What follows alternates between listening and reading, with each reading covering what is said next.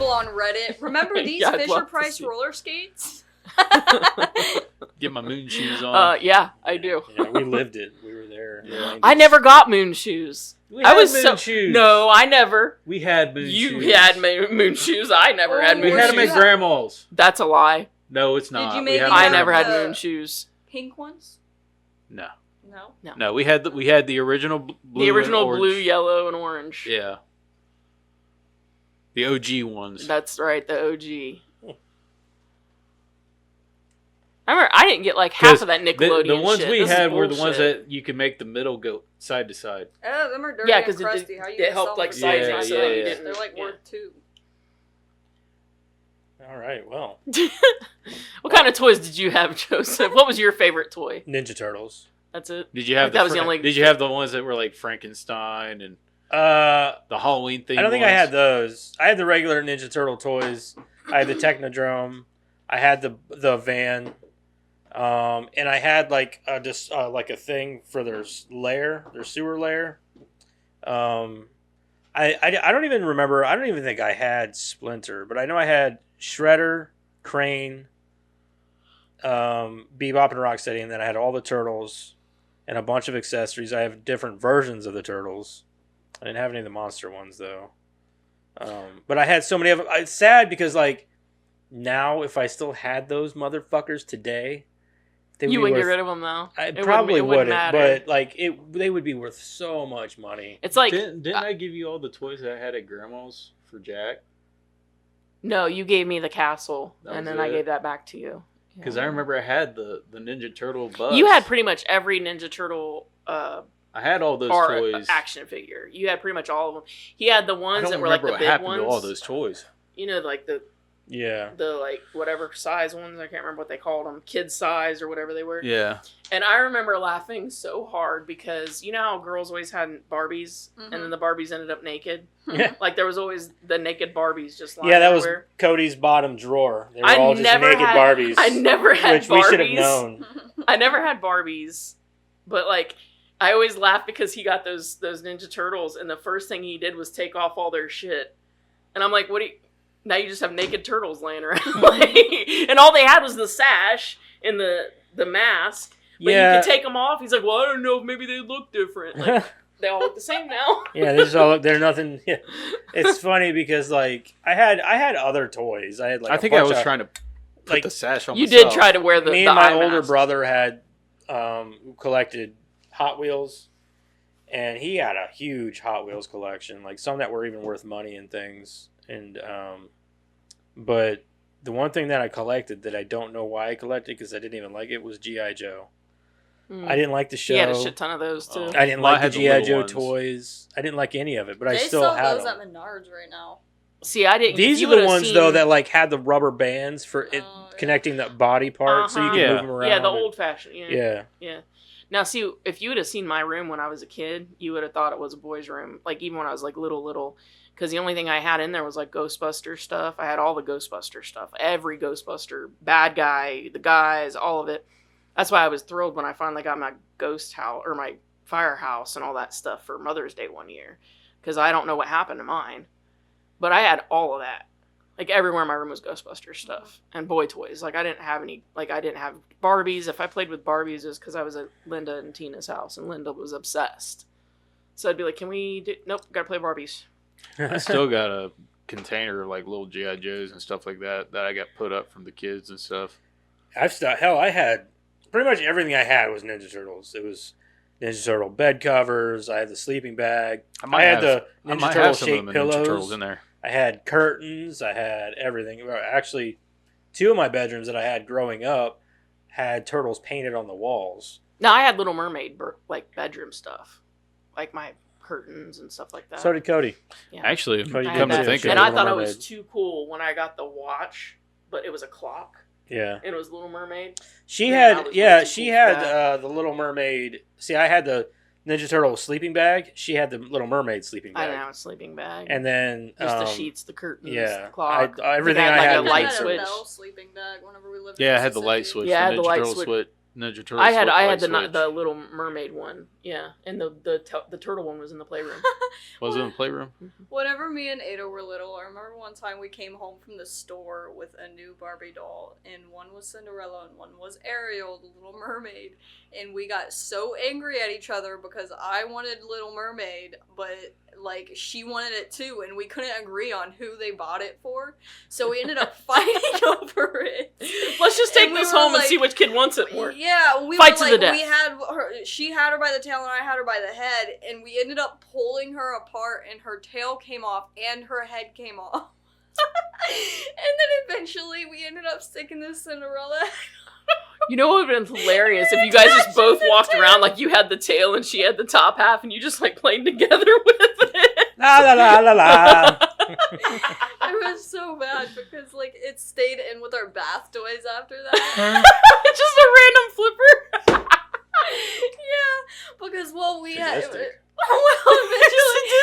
Eventually we ended up taking the Cinderella head off of the other Barbie doll and sticking it on the Ariel body, and we put the tail back on, but the tail kept falling back off. There you go. I'm sorry. Was that expensive piece? All right. Oh, that's too funny. I know. All right. Welcome back. We are the Bonsai Movie Crew. It's like weird Barbie. Sorry. Not gonna work then. No, I'm done. Jeez, I pressed it once. Don't forget to check out the socials and all that good stuff down there in the description. I've been adding not just tags, but also doing hashtags in the description. I don't know if that does anything or what that does. I think hashtags do it for pretty much any kind of social media or whatever, but like it's finding the right ones, I guess. Right. The problem is like most of the time when stuff is trending, it's not trending until you know it's trending. And I like, put the you basic can't ones leak. in there, like Oh, I do podcasts. too. Maybe, I do you too. know. I don't really care. Like either people are gonna see it or they're not. I'm not gonna continue to like bang my head against a wall to like That's how I feel about try it. for views or try for Yeah. like I'm over it. If you find it cool or find it funny, cool. Otherwise, I don't really care. Right. Yeah, we're just here. Yeah. Fun I'm having a is- good- I'm just having a good on the time. web. Yep. Yep. All three of you. I hope you're enjoying yourselves.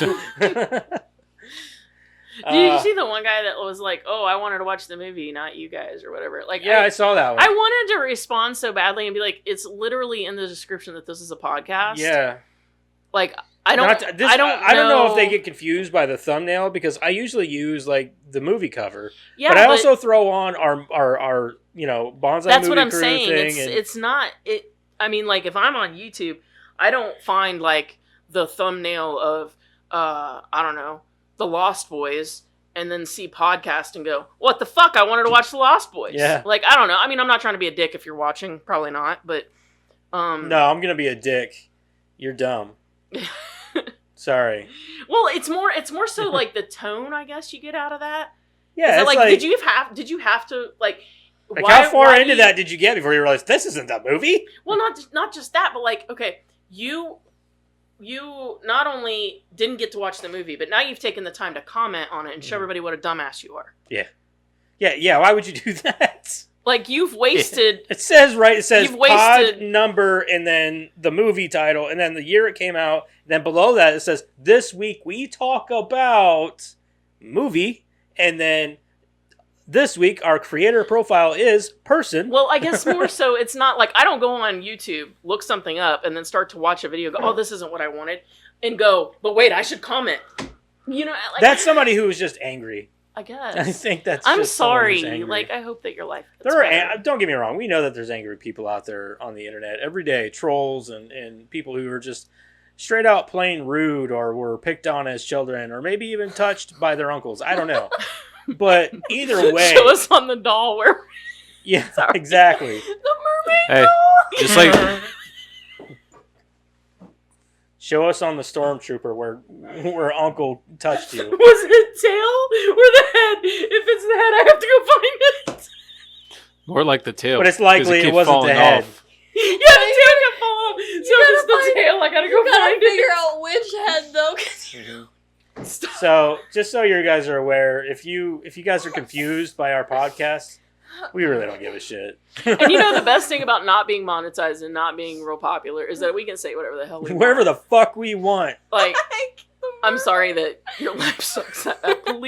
Please get a hobby. Or Maybe something. we are their hobby. I don't know. Maybe. I mean, and if that is the case, then welcome. It's just like that Sure, we song. give you lots of Be happy. stuff. Yeah. Be Lots happy. of material every week, I guess. Yeah, just I don't know. Don't be a dick. If they're- It costs $0 to be nice, and it Mhm. costs $0 to be a dick. But one gets you more friends. True. Mm, One makes you more likable. yeah. Karen, I mean, you can be a dick and get It's friends the being too. a dick one. I want a high Oh, I just want a 5. You got $5. I do not. I'm poor as shit. All right, let's move on I got into. Let's get into crickets that coming creator out my profile. Somebody robbed me. They just be practicing. I tell you what, if you were to get up on, We're vibing. if you were, We're vibing. Got a whole bag of shit with your name on it. if you were to get up on the table and start dancing, I'm sure Eric's got some 5s or some 1s. This is true. No, no, he don't. He's broke.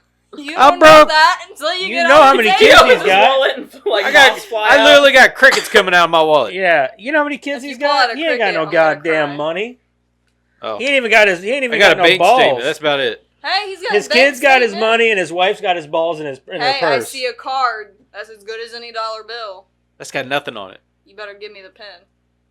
Pen. The pen for your card. Oh, It's called a pin, not a pen. I mean, I was Pin. confused too. PIN. That's PIN. Personal PIN. identification Pen. number. that's That's what that's all I got. Pen. Well, that a that's dollar as good or as any 50 cents? dollar. That's a Just- 50 cent. Hey, just throw it at him and see Still what spends happens. like 50 cents. Sure. Spends like money. What's that? An IOU? Pretty much. It's the overdraft. It's an statement IOU you to got my from the bank. wallet. Like, sorry, buddy, you're empty today. Open it up. There's moths. Um, flying out. Withdrawal amount. Anybody you want to guess who we're doing? Karen Ernie already does. I know. Reyes. Huh? Ernie Reyes Jr. I picked it. No. I thought about it though. I just couldn't find nothing on him. Really? Mine's way more Yeah. fun. He's done a lot. Yeah, well, he's done a, A lot little of his bit. stuff is the behind the scenes though. A lot of his stuff is behind the scenes stunts and some MMA stuff, but mostly like he's done a few movies, but not much. You looked, you cheater. I'm not gonna be able to guess. The I don't know any puppeteer of these guy? people's It's very names. fun. The puppeteer guy, Yeah, the one dude that. Jim Henson. Yeah. No, I thought about that though. It was. Oh man, see, I really Go did. ninja, go ninja, Oh, go. Vanilla Ice. Go ninja, go ninja, go. I thought it was fantastic. I said I don't know who to do. Who should we do for creator profile? She's like Vanilla Ice. I was like, ooh, I didn't think that's of that. funny. That's a 'Cause good that's one. going to go right into Rotten Tomatoes.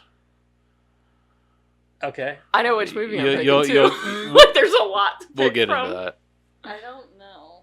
I guess you could just pick like music. Yeah, I was just Ninja saying. rap's the best.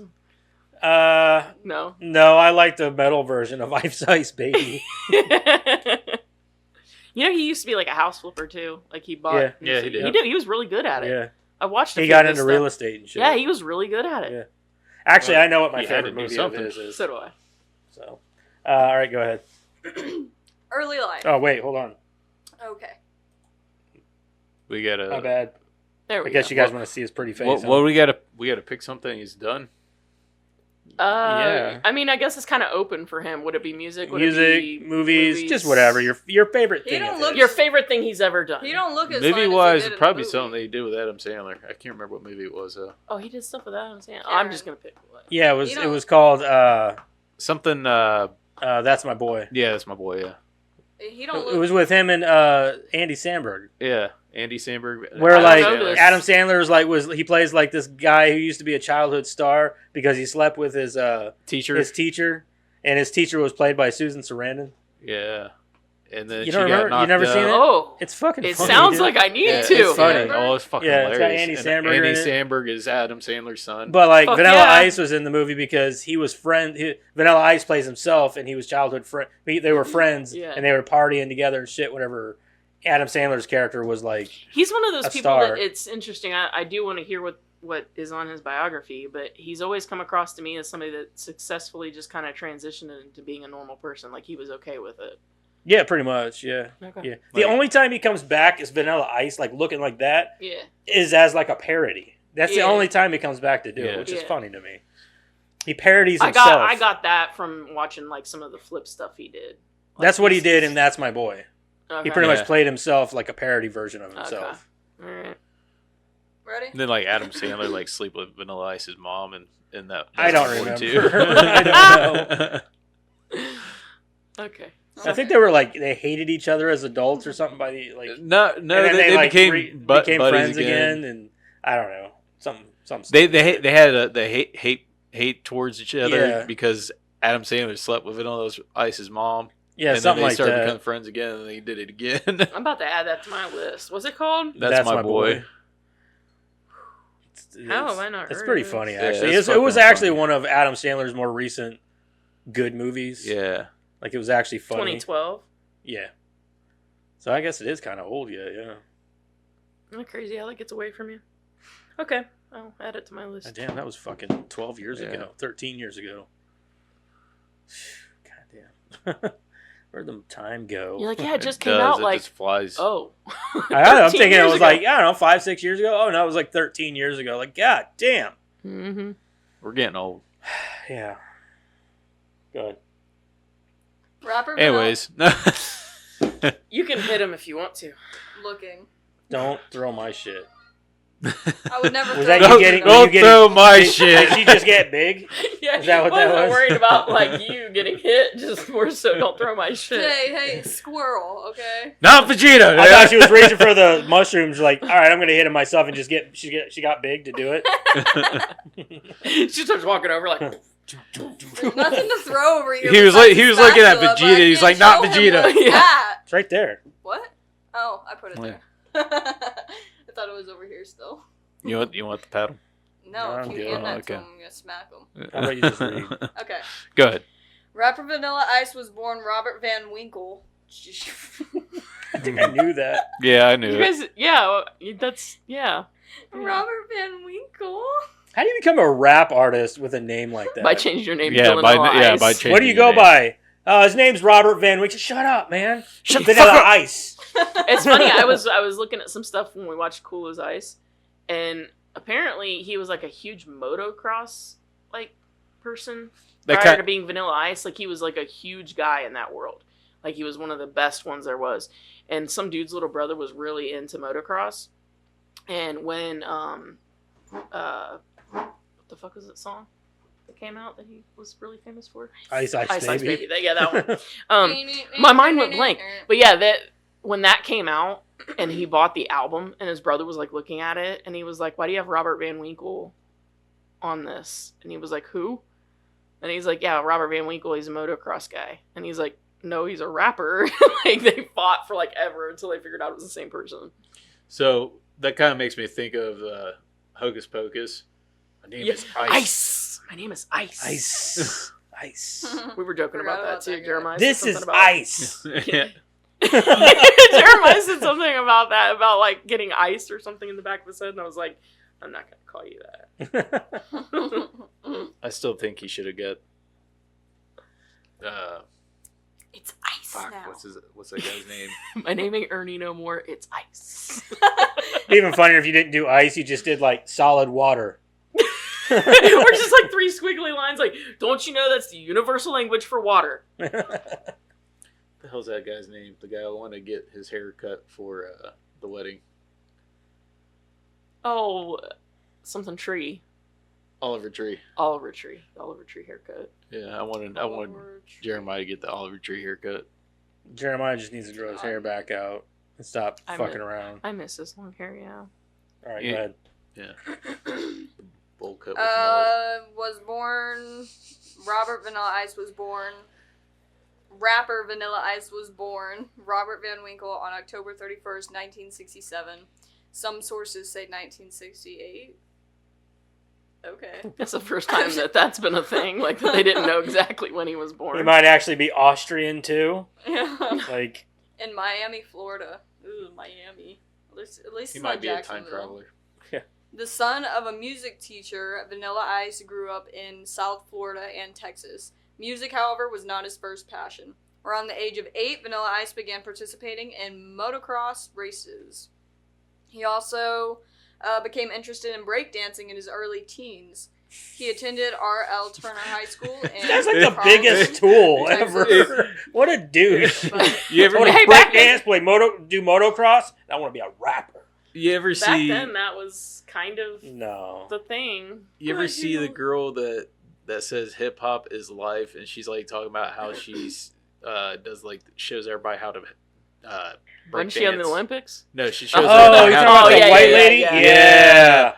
Yeah, that Oh. shit's funny as fuck because she's like the whitest white Yeah, lady. she's like hip hop is life, and this She's like your your fifth grade science teacher. yeah. Yeah, and then she's like, I'm going to show you how to do hip hop. Yeah. How do you do hip hop? First Yeah. of all, nobody says it like that. Let me teach you how to say it first. Sorry. But he left before graduation. At first, Vanilla Ice was better known for his dance moves. Everybody knew him for his feet. He would demolish other dancers. Earthquake, Floyd Brown, What a word. one of the songwriters who worked with What? Vanilla Ice, explained to the New York Times. He frequented a Dallas nightclub called City Lights, which had a largely African-American clientele. There, Vanilla Ice caught the attention of the club's owner, Tommy Kwan, who became his manager.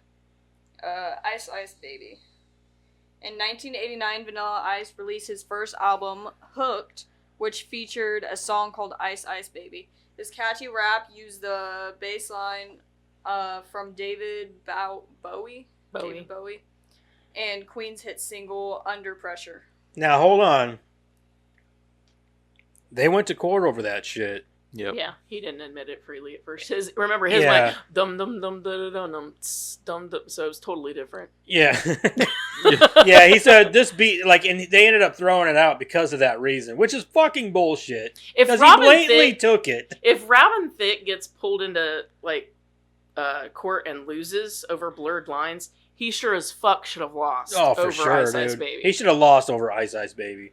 Like, that is, he completely ripped off that beat. Because to me, Robin Thicke's comparison between that and that Marvin Gaye song is like saying we both wrote a haunted house story and then I come at you for plagiarism. Right. Like, that's what Robin Thicke's thing is. His is blatant. Yeah, his Like- is like, it's there. Yeah. It's evidence. Like, I had it's to on listen, his album. I had to listen to that Marvin Gaye song like 4 or 5 times before I heard the same beat. I don't know how he got out of that one. I just assumed that their lawyer had they had more money than their other lawyer. I don't know. There's a lot Yeah. of songs nowadays that you listen. Well, really yeah, closely but now that they get there's- copyright. Yeah. You know what I mean, and yeah, because nobody can come up with their own beats anymore. Yep. After a Georgia radio station started playing the It's song, about doing it legally, I guess, Yeah. is the difference. No. Yeah. interest in Vanilla Ice grew and he landed a deal with SBK Records, Ice Ice Baby. Then appeared on his first record for SBK 1990's To the Extreme, and both the single and the album reached the top of the charts later that year. Has anybody ever actually listened to that album?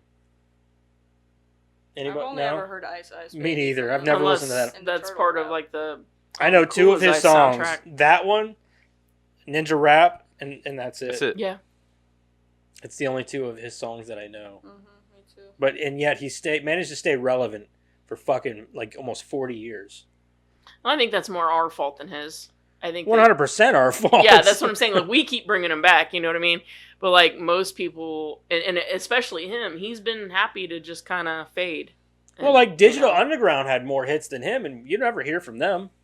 And they were better even. Well, I think it's the over the topness. We all remember, like, he made a movie, Cool as Ice, and he was like a dancer and a break dancer and a motocross guy. They had Tupac. Like you said, we remember the douchey. They part. had Tupac. Yeah, but we remember him for being a douche. We remember him for being over the top, and it's hard to forget that, right? Like, it's kind of like It's also when- hard to forget whenever Jim Carrey played him Parodied on parodied it on In the Living Color, because that shit Informer was was better though. Huh? Informer was better when he did the was it Snow?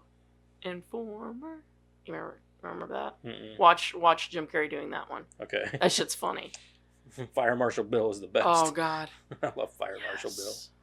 But yeah, it's kind of the same reason that like you will call and complain, right? You'll call and complain for X reason. But if they do it right, you're not going to call and be like, "Hey, good job." Right. You know what I mean? Yeah. That's why we remember Vanilla Ice. Yeah. Well, hey, he's doing something right. Mhm. He doesn't seem like a bad dude, though. No, either. he's not. That's the He point. seems like a is really nice guy. We're the ones that keep bringing Yeah. it back and like pushing it in his face, and he's like, "I would rather forget." Yeah. You know? He seems like a super nice guy, Yeah. though. Like anything I've ever seen him on, He seems like a pretty cool That's dude. all I've ever gathered. Yeah. Like when you hear people talk about him. Anyway. So, whatever. You go, white boy. Mm-hmm. He toured with another popular rap performer, MC Hammer, around this time. Before long, Another one-hit wonder. Vanilla Ice Yeah, became a pop idol with his likeness on a variety of products. He made a cameo appearance in Teenage Mutant Ninja Turtles 2, Secret of the Ooze, 1991. Shout out. What? That same year, his second single, Play That Funky Music. Oh, that one too. Play that? No. No, he sampled that too. Yeah. Did he? Yeah. But I think he paid for it that time. Music, white boy. That was fuck, who was it that sang that original song? Shit. Play that funky music. It was right. God damn it! It's the guy that had all them damn STDs. Jesus. Didn't he also do Brick House? Yeah. She's a brick Brick house. She's mighty. Just letting it all Oh, hang yeah. out. God damn it. White as fucking people trying to sing that too. Yeah, right. Every time I hear play that funky music, white boy, every time I hear that, I always think of Evolution. Me Yeah. too, dude. That's what I was getting ready I to always say. think of Evolution. I always see what's his face banging his hand on Yeah. the side. Yeah. Like, yep. Yep. I always think of Evolution. I fucking love that fucking movie. Great, dude. Fucking love that movie. Reached the number 4 spot on the pop charts. The song borrowed its title and some of its content from Wild Cherry's 1976 hit. I think we should just pick Evolution for next week. That's my opinion. I love that movie. Mm-hmm. After spending 16 weeks at the top of the album charts, To the Extreme sold more than 7 million copies. Career decline. During interviews and in his official Rapidly. biography, It's a rapid career decline. Ice by Ice, 1991, Vanilla Ice discussed his difficult youth and his time on the streets. He also indicated that he had won numerous motocross events. Time as on well. the streets. Were you slinging fucking crack or something, dude? No, Like, he was As probably, walking home. walking home. You guys. As the press investigated these stories, it turned out that many of these claims were exaggerations of the facts or completely false. Yeah, makes sense. Vanilla Ice later tried to blame his manager for these errors and also said that he changed some of the information about himself to protect his family. Whatever the case, Vanilla Ice's credibility and career took a serious hit over the controversy. I did hear that he had a major issue with some of the rappers back then, and even to the point that he was being threatened. Like, Well, I'm with his sure life. you've got a hell of an ego at that point, right? Like, Right. I mean, that happened overnight for him. I'm thinking it was like, fuck, who was like Suge Knight or some shit. Somebody was like literally threatening him. Technically, didn't Suge Knight not get along with anyone? That's true, but I mean- I was told that somebody came into Vanilla Ice's home Oh, yeah. and like was like, "I'll fucking kill you." Just like, Tupac, maybe? Like, got shot?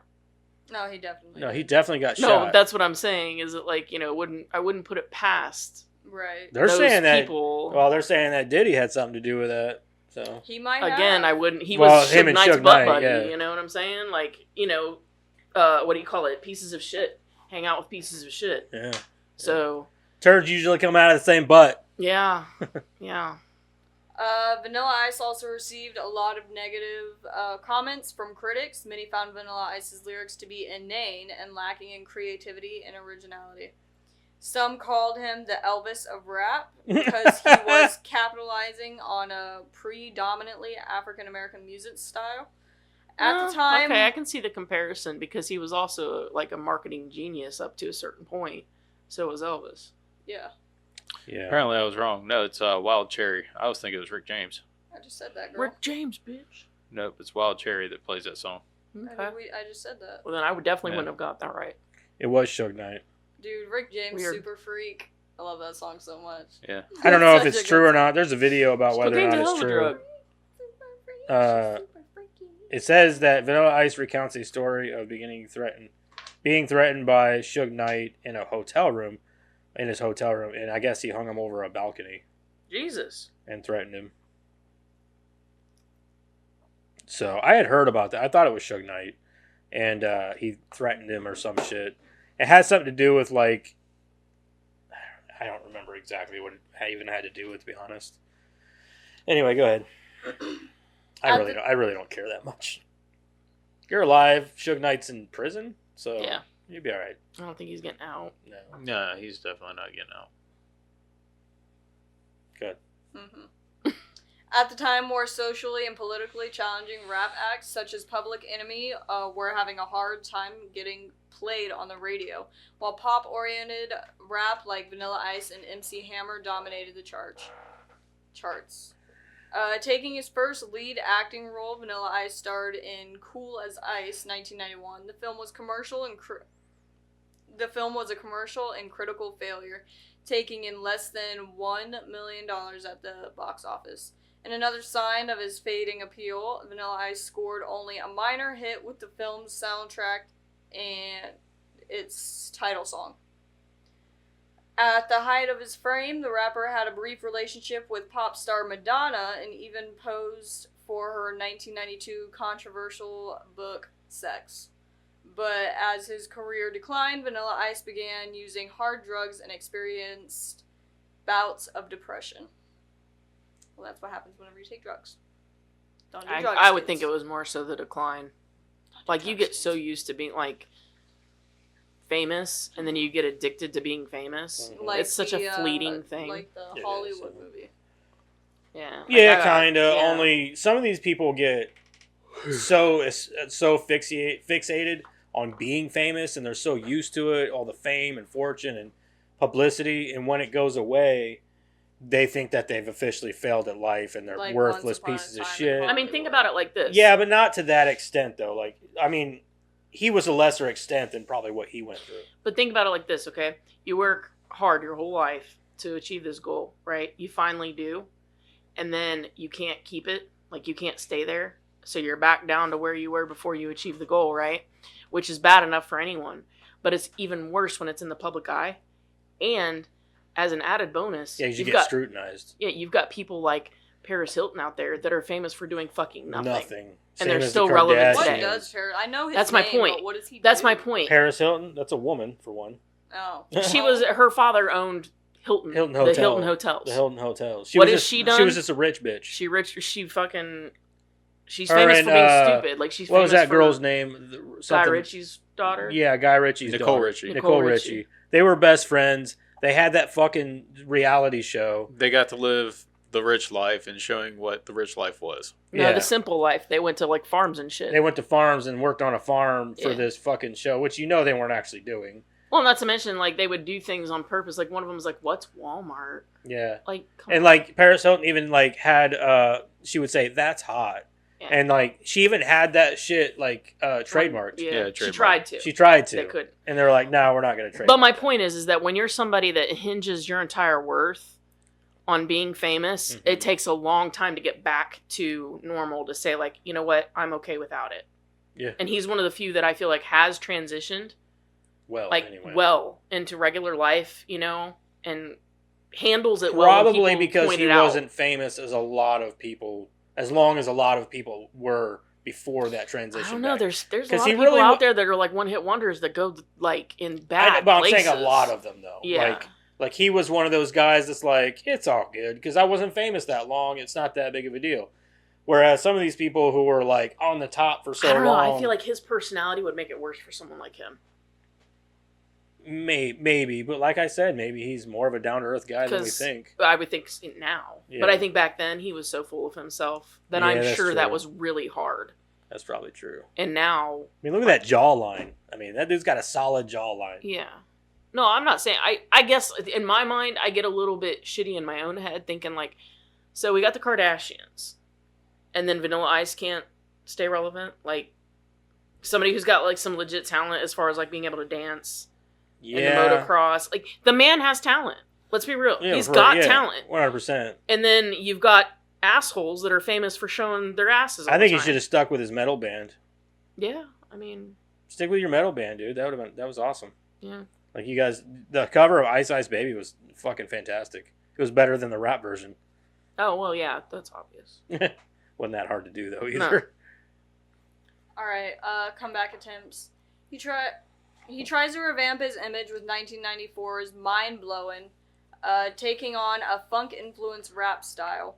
Fans and critics were not impressed, and the album failed to make the music charts. I've never heard that. In July, I might have to check that out. in July 1994, after receiving a flurry of negative reviews, he tried to commit suicide by a drug overdose. He was shaken by this near-death experience and stepped away from his Vanilla Ice persona for a time.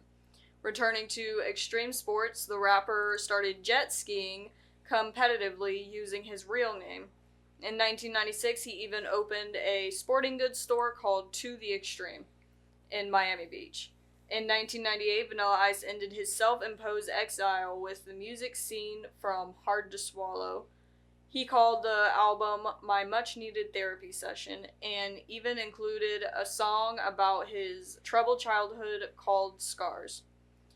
Working with producer Ross Robinson of Limp Bizkit and Korn fame, Vanilla Ice moved toward a more hardcore rock style. The new sound It is was good. much harder and darker because of the issues I am writing about, Vanilla Ice wrote on his website.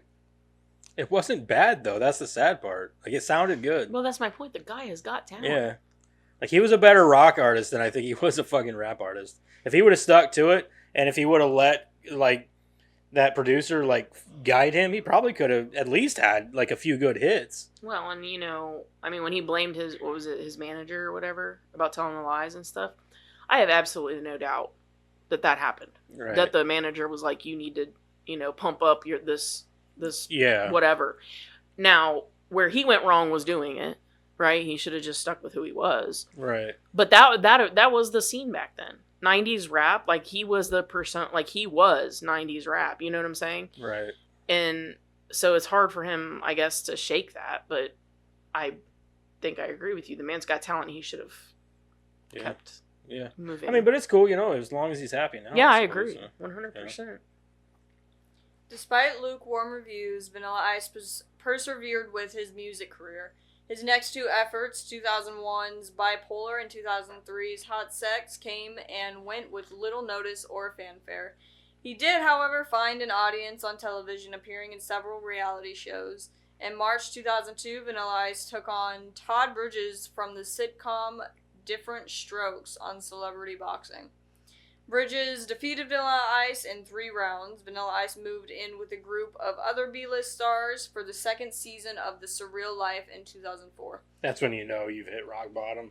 As a star, like, whenever you're in, like, that Big Brother Superstar or Stars edition or whatever, something like that, like, yeah, that's... And they've got all That's these, it. like, B-rated celebrities. Like, I remember, like, the lady who played the Russian lady from Rocky IV was in there, and China from wrestling was in there. Flavor Flav. Is that what her name is? Yeah, Flavor Flav. No, Flavor Flav had his own show. Yeah, Flavor of Love. Flavor of Love. And that's when he brought in the Russian chick. Huh? He brought in that Russian chick from Rocky IV. Why would he do that? Him and her had a relationship. That's fucking weird. Yeah, her. Yeah, Oof. that's Bridget Nielsen. Oof. Yeah, Bridget Nielsen and Flavor Flav had a relationship. I didn't know. That's Dude, weird. that guy is the epitome of a human turd. He really Oh, I'm not serious. kidding. Like, I mean, seriously, he looks like a burnt turd. He does. He's not a. He doesn't even come off as a good person. No, Like, he seems like a terrible fucking person. that's a terrible thing for me to Yeah. say, and I apologize. But Sad like, part that's- is some people would vote his ass into office. Like, God, oh, he was just a hype man, though. Like, Yeah, he he really again, was. somebody that has no talent mhm. and is famous for just going, doing nothing. Yeah, doing nothing. I can do that too. Yeah. Anyway, For about Look 2 that up, weeks, how they met. good luck. For about Well, you 2 probably find weeks, it. he had his every move filmed as he lived with the likes of adult film star Ron Jeremy and former televangelist. Televangelist. I didn't realize that was a word. Televangelist. It's a TV preacher. Oh, Tammy Faye Mesner. Mm. Oh, Yeah, she's a piece. Yeah, so is Ron Jeremy. I would say though, I mean, Ron Jeremy lives his sin in the public eye. Yeah, Whereas but you got Ron, Tammy Faye over here going, "Don't do that." So yeah, but Ron Jeremy came. I don't know if she ever did coke. I'm just Well, I'm saying like Ron Jeremy was like they found out he was like essaying girls and stuff like that. Yeah, no, so, I don't disagree with yeah, that. I'm fuck saying, that guy. I'm saying Yeah. you knew what you were getting into with Ron Jeremy. You So- knew what kind of person you were getting Yeah. involved with, whereas Tammy Faye wanted to act like she was holier than thou, you know? Right. So the two I was just saying, Flavor Flav and Bridget Nielsen, they met on a reality TV show, Oh. The Surreal Life of Yeah. 2004. Oh, and then they just went on to give him his own show after that? Probably. Oh my Yep. god. Whatever. Around this time, Vanilla Ice also returned to the world of motocross. He auditioned for the 2002 X Games in the freestyle division and placed 7th at the 2003 Suzuki Crossover Challenge, according to Sports Illustrated. He told the magazine that the track is where I'm happiest. Recent work. Vanilla Ice, once described as one of the most ridiculed performers of all time, did not abandon his music. In 2005, reality television helped boost his next album, Platinum Underground. He appeared on an episode of Hit Me Baby One More Time, which had former pop stars competing against each other for the program.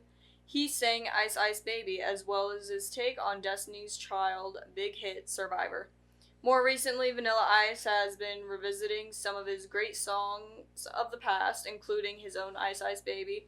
His latest record, 2008's Ice Is Back, hip-hop classics, featured cover songs by such artists as Bob Marley, Public Enemy, and Cypress Hill. Cypress Hill. Cypress Hill. In 2000, Cypress Hill? Cypress Hill.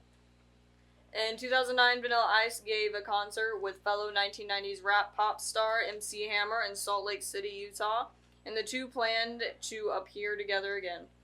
While he has never recaptured the stellar success of his early career, Vanilla Ice continues to record new material and to tour. Today he says that the music is for myself, not to be rich or famous. In August 2016, Vanilla Ice announced he would be part of season 23's cast of Dancing with the Stars. Vanilla Ice now lives in Florida with his wife Laura and their 2 daughters. I'm telling you right now, if I ever got famous and then my star fell, you would never hear from me. Yeah, you again. never hear from me again. Like if Dancing with Stars called me up and said, "Hey, do you want to do Dancing with Stars?" Like, no, Because no, that's like clinging to fame. That's all Uh-huh. you're doing. well, and like what person you ever see on Dancing in this? Well, not necessarily that, because there are some relevant celebs that can get on there and do that Sometimes, yeah. But like, I'm not gonna go on like the Surreal Life, and like what comes out of that, people ridicule you. They Yeah. don't. You don't get like record deals No. doing that. They're looking at you like, "Yep, that's the bottom of the barrel there." You know what I mean? That's what they see it as. Mm-hmm. A bunch of like has-beens living together in a house. What would be great though is if you see a celebrity that goes on there and they're like, oh, what are you doing here? What they said they'd pay me like a shit ton of money. I don't know about you guys, but like, I'll take a shit ton of money. Yeah, I'm here to get paid. Yeah, like that would be acceptable to me to see like Vanilla Ice be like, I'm here to get paid. I'm just making money. Anyway, favorite Vanilla Ice thing. Cool as ice, Cool as dude. ice. That shit was rough. Yeah, it's rough. Oof. He's not a good actor. But he did get on his bike really cool. a few And then he times. probably, I don't even know if he was really riding it, doing all them willies and shit. Yeah, he did his own I stunts. believe if they would show it as his face. Have you seen that movie? I've seen bits and pieces. Dude, it's fucking wild. It's so cringe. It is like the cringiest thing I've ever seen in my life.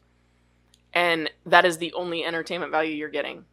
Is it like nothing makes sense. Like it's like they took this great storyline of this family that's in Witsec and then went, "Oh, but Vanilla Ice needs a vehicle for his movie.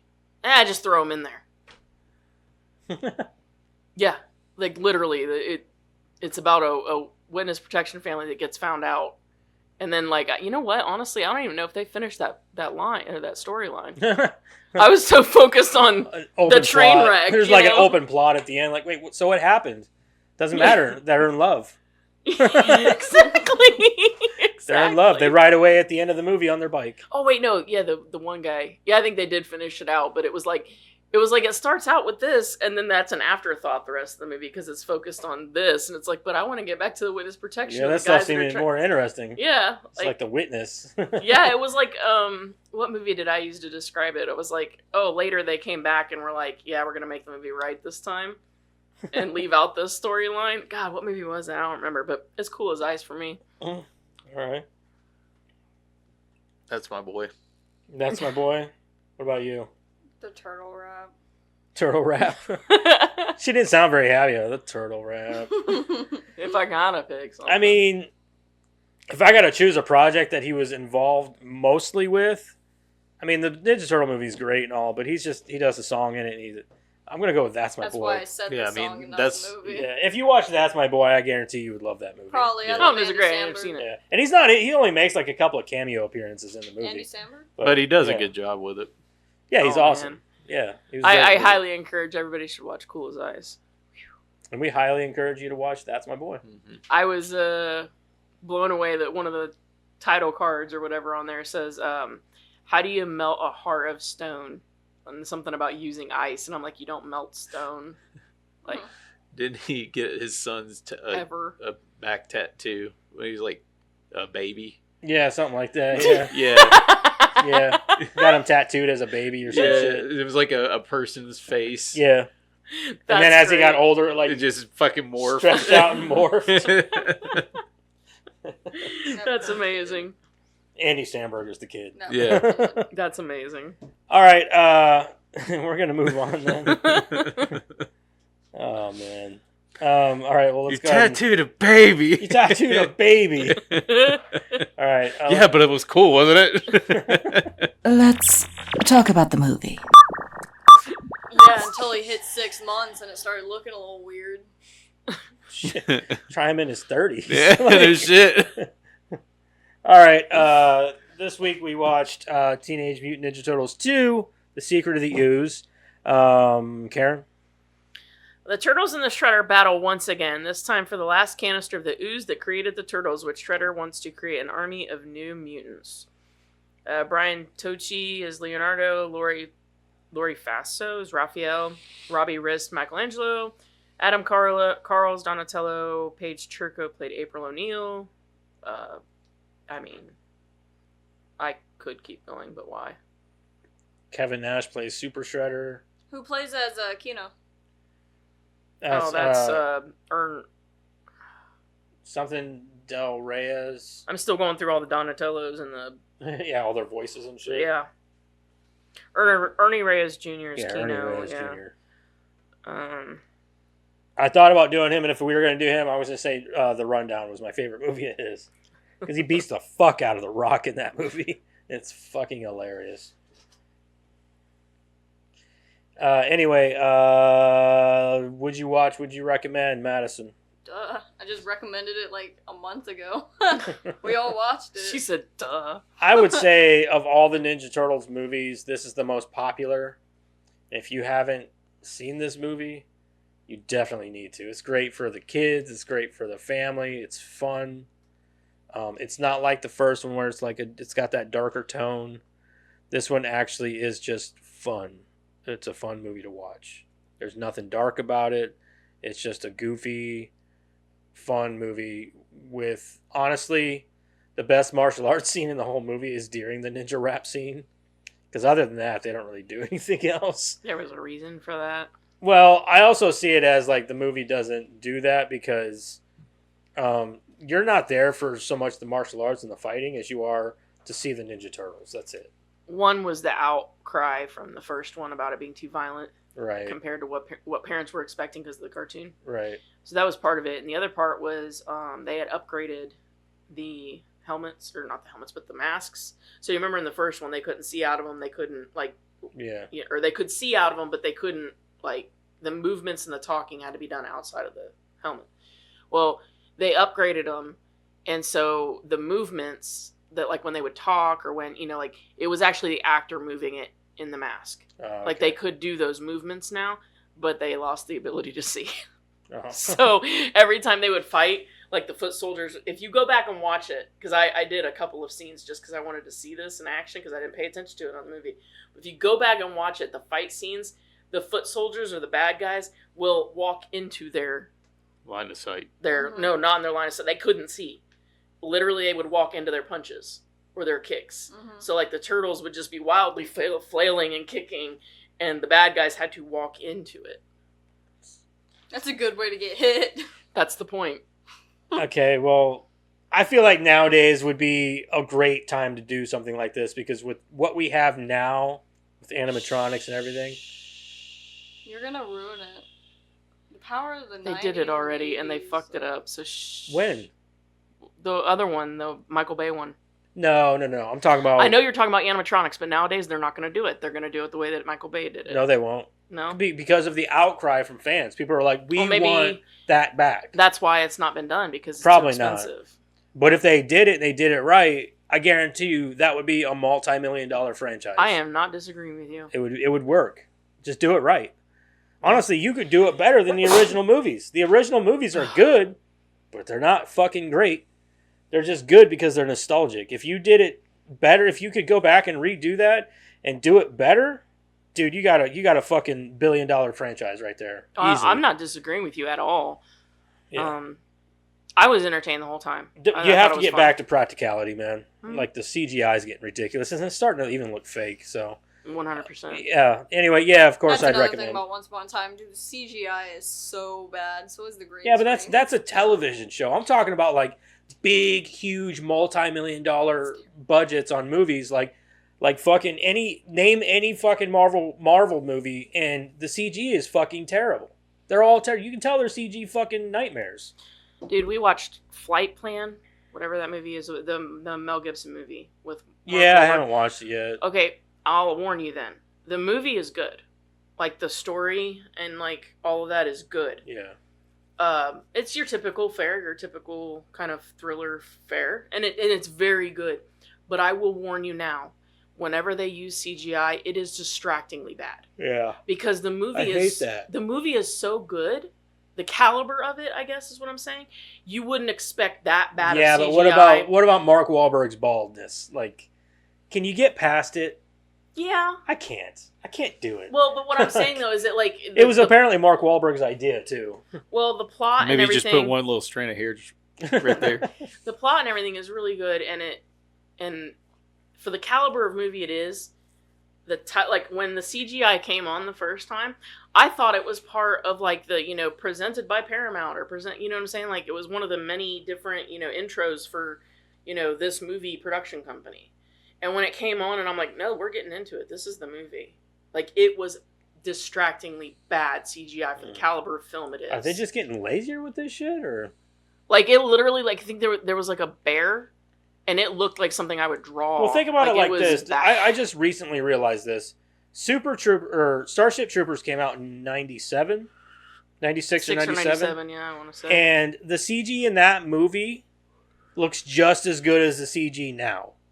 And that movie isn't even like a fucking multi-billion-dollar fucking movie. It's just 97. yeah, and like you could go back and watch that movie, and you're gonna be like, yeah, the CG honestly isn't that, but they use both CG and practical effects in the movie, but like Verhoeven was literally running around with like shit going rah, acting like a bug for That's people. why a lot of times like, you don't see the whole bug. You'll see just legs. Yeah.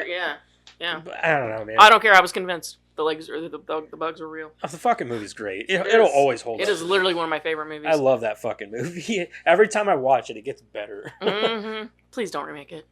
Please don't. I think they're in No, the they talks are. of, yeah. Remember we talked about it on that's the right, Discord.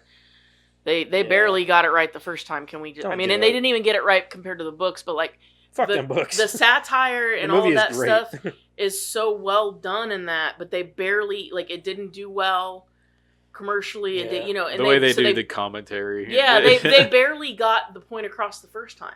Yeah, I know. They're going to fuck it up this time. No, they're totally gonna fuck it up. It's not gonna be good. Anyway, so yeah, I mean, I was entertained the whole time. I do think I prefer the first one. The first one's always been my favorite. Really, from my perspective, the only one that this one does better is a coherent feel throughout the whole movie. yeah. Like the only difference with the first one is that you have those jarring moments where you're like having fun, and then oh god, Raphael's dying. I think for me, that it's the kind of lighting. stuff. I like the lighting in this one more because the first one's so dark at times that you could barely see things in the movie. Like a lot of the scenes in the sewer layer, all that stuff. In this one, everything is so well lit. Everything looks good. Mm-hmm. Even the big animatronic monsters. Yeah. I mean, obviously you know they're people in suits, but they still look good. You know what I mean? Yeah. Like it looks good. I don't know. I like that that violence. more, though. Yeah, I like the violence and the grittiness. I do of too. the first I one. want. Yeah.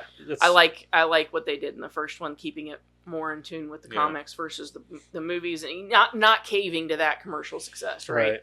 So I think I like the first one better, but I did like this one too. I would tell people they should watch it. I still like this one too. Yeah.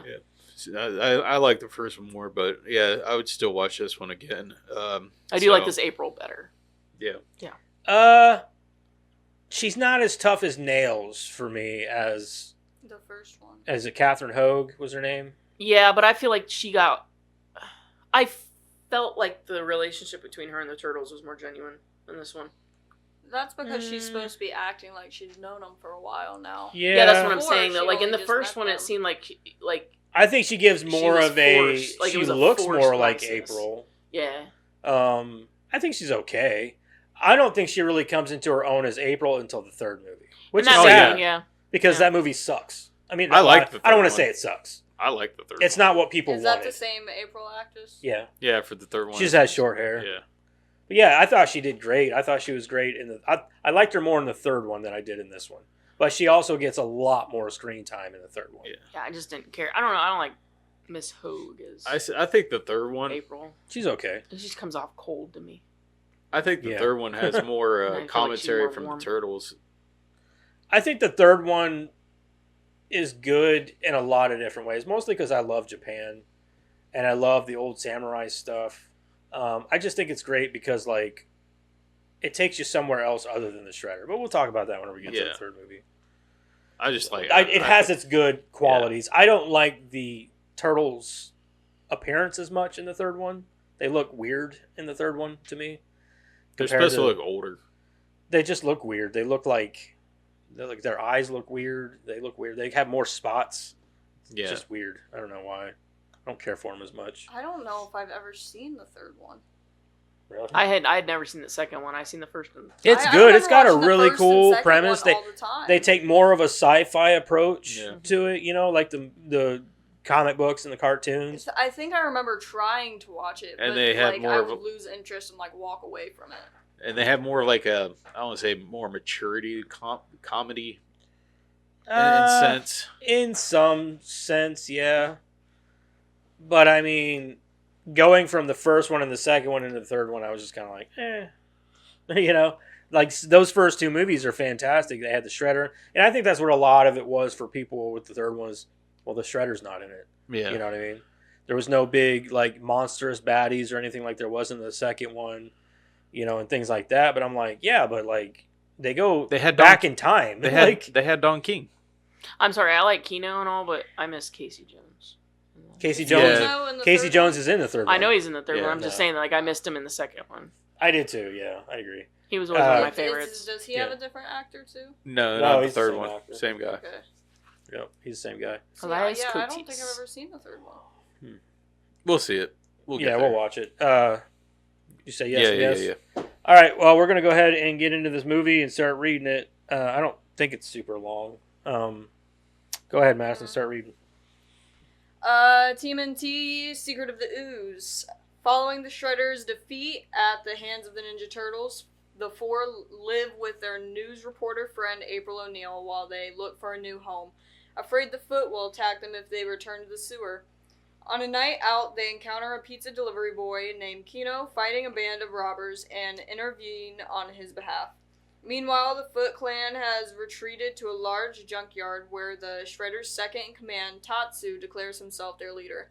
However, he relinquishes command when the Shredder returns, having survived his encounter with the Turtles and Splinter and now desiring revenge. I have an issue with this because they start off with the Turtles and they're living with April in her new apartment and all these things, and they make it seem like some time has passed. Mm-hmm. But then cut to the junkyard and here comes, these other like, It's like- oh it's man, like like the it same just night. happened like Like- that same night. Yeah. And then like out comes like the Shredder, like he just came from the junkyard and all this, that, and like I'm like, so what's the time gap here? So Like, I feel I like don't understand. I feel like if they were going for a time gap, they didn't do a very good job presenting it. No, they So- should have started out with the Shredder. That's what I was You know saying. what I They mean? should have started with the Shredder scene. Yeah. And then went to the Turtles. And then said, I don't know, 4 months later Yeah, or something, or 2 months exactly. later. Exactly. Because I took it like you. I thought that there was maybe some kind of gap timeline that we were supposed to just assume. Whereas they didn't do a very good job of. Yeah, because she's got a portraying that. brand new apartment, fully furnished, everything. She's got a nice job and blah blah blah. And the Turtles look like she acts like they've been living there for a while because she's used to picking up their stuff. But then the Foot Clan looks like they were just beat up. Yeah, but then the like Foot they Clan just shows lost up like the they fight. just We're trying got to find- there that very night. Because the one guy even says he was like, "Where is everybody else?" Like they knew the junkyard was our. Yeah, our they knew the second job Yeah, whatever. and then Tatsu's like, I'm your new leader, you know? Hey, and I'll he's tell like, you what though, I had to be proud of him when he walks in and he starts just beating the shit out of objects rather than children. Yeah. He's grown as a person. He's grown. Yeah. Apparently, Casey Jones taught him a lesson. Yeah. Yeah. And the other thing I found funny was when Kino shows up at the very first scene. It cracked me up because these guys have all got those pantyhose over their head, Uh-huh. right? And the first thing they do is like, oh, let's wear masks just in case trouble comes along. Trouble comes along. yeah, let's Who the take hell are So you? who the hell are you? Like I couldn't see you through my pantyhose mask. Yeah, and see, what? I thought the exact same thing when it was like, why did he take it off? Yeah. Defeats the purpose. Like as soon as he pulled it, I'm like, what are you doing? He's like, who are you? Night security? Like, yeah, dude, you live down the street from me. Your name's Josh. Yeah. Like- hey, Joe. I thought. Yeah. Like, how's your mom doing? You know what I mean? Like you pull a Mark Wahlberg, say hi to your mother. You know what I mean? Yeah, say hi to your mother. yeah, so Yeah. that's why I thought you were going to do Ernie Reyes Jr. because he played Donatello Yeah, in in the the first first one. movie. So that's why I thought, I was like, well, he's probably going to pick Ernie Reyes Jr. for the Yeah, I was going to, but I really couldn't find much on his history and things like that, other than where he was born. And they touch a little bit on his martial arts stuff, but other than that, they don't really say much about him. So really. 'cause he's not. You got to understand, like people don't understand. I would love to do some of these lesser known people, but it's so hard to find anything on them because they're not popular, so they're not followed by the media. Mhm. They're not followed. We don't get a lot of news from them. They don't put out a lot of their own personal information. Which, I mean, good for them. Yeah. Yeah, I agree. mean, good for them.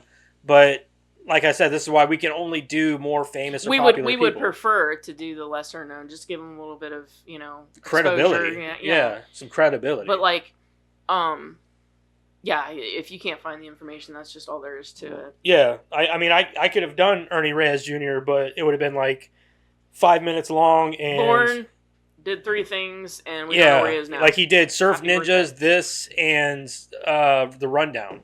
Surf Ninjas. Surf Ninja. I'm going with the Rundown all day. I agree. I'm just saying, like that's what He beats the done. ever living shit out of the Rock, and it's hilarious. I love that whole scene. That's my favorite scene of that movie. Another part that kind of cracked me the hell up, and I don't remember where it was at exactly in the movie, but you know how Splinter talks? He's always got, like, he says something, and then there's a He pause, and pauses. then there's, like, more. When they couldn't find him for, like, a brief second, they're like, where's Splinter? And he, like, shows up in the window, and he's like, coming to a conclusion. I'm like, there's got to be more to that sentence. I had a 12-year-old boy moment when Where's he said, Splinter? coming. And I was like, To a conclusion. oh. Oh, okay.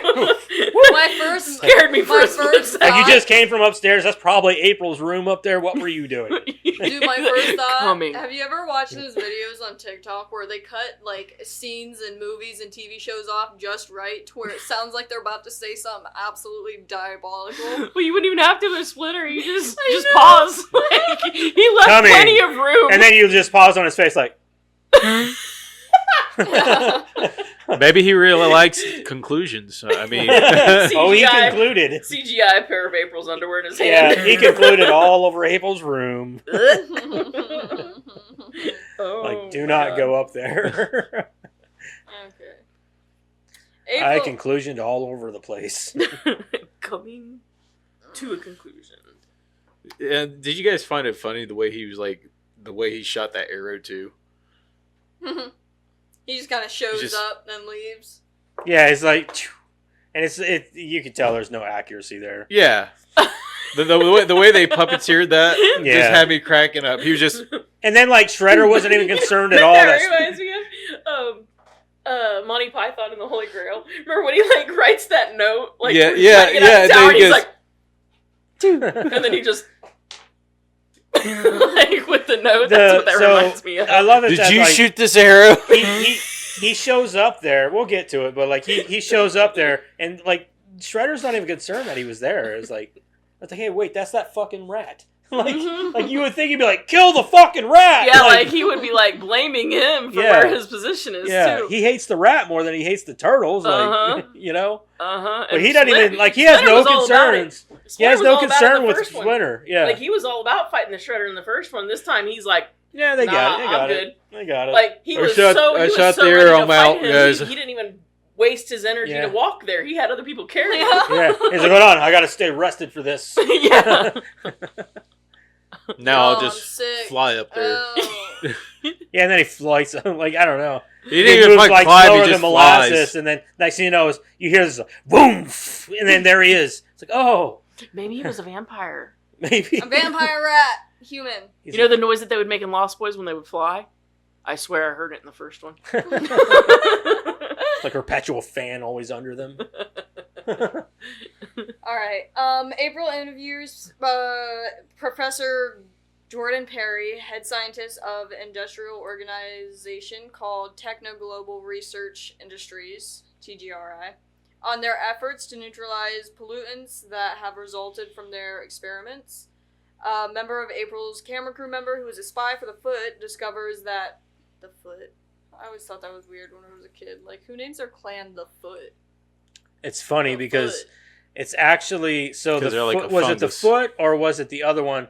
They were created in. I think the Foot was created in In parody. parody of the Hand Yep. from the Daredevil series. Yep. Because the Hand was like this big, like I knew that mysterious- too, but like he's Yeah. the resident turtle guy, so I was like, you do Yeah. it, go nuts.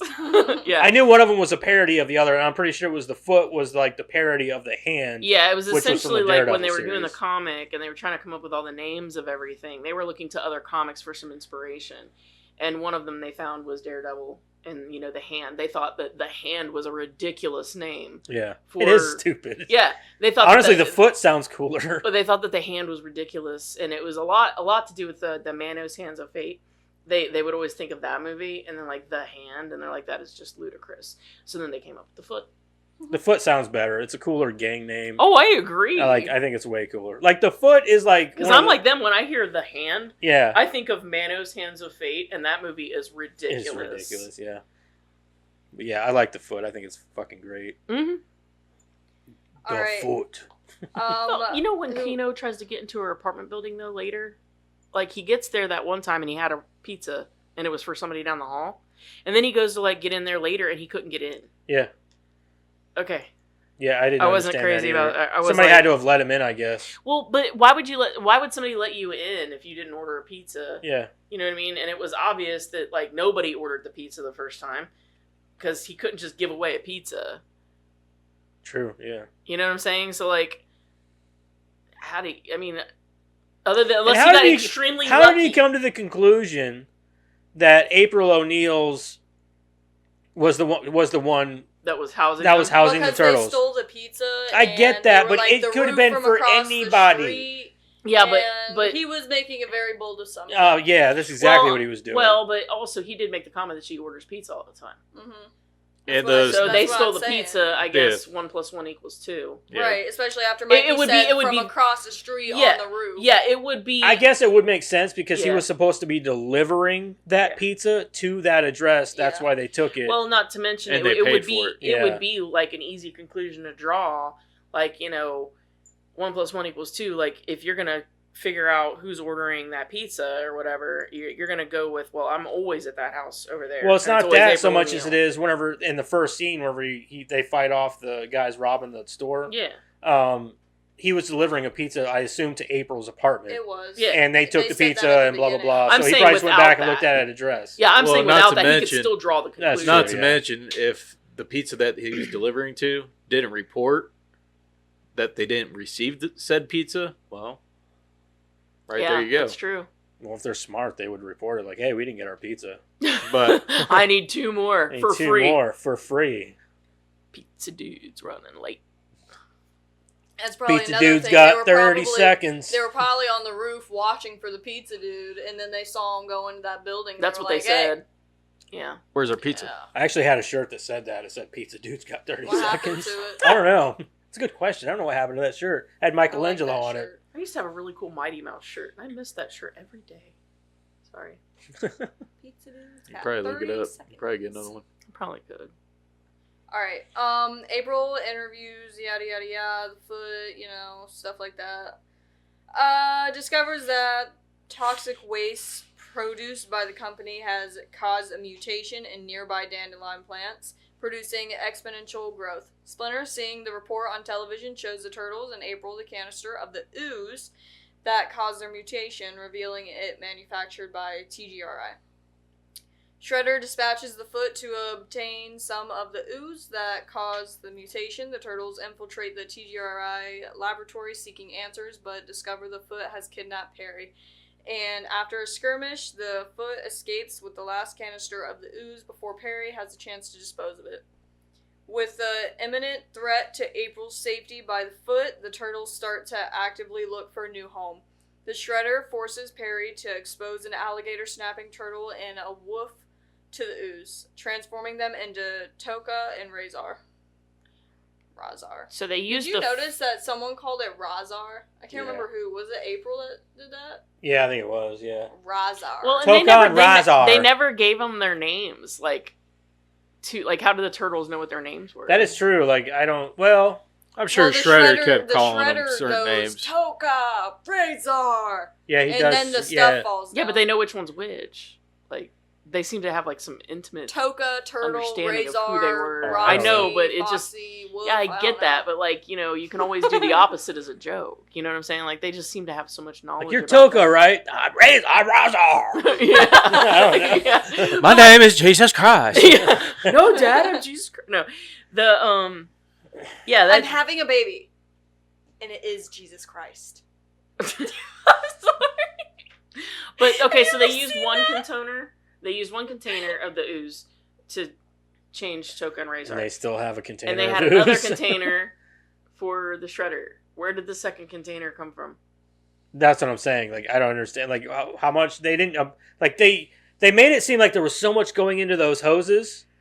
Well, but even still, he holds up a full. Well, there was container. only supposed to be one container left. That's what I'm saying. So they use one container That's what on I'm Toka saying, and yeah. Razor, and then later he holds up a full container. So you can't even say, "Oh, they only used half on Toka and Razor." Yeah, because it was completely full. It Still. was a completely full container. So where did that come from? Because they made it a point to say there's only one container. Yeah, one is still There's active. only one active. Yep. Uh huh. Well, you did hear the Splinter say it coming, right? There you go. Yeah. Well, He was supplying them with more ooze. movie All them magic. years in the sewer, it's green. Came to a conclusion. All right.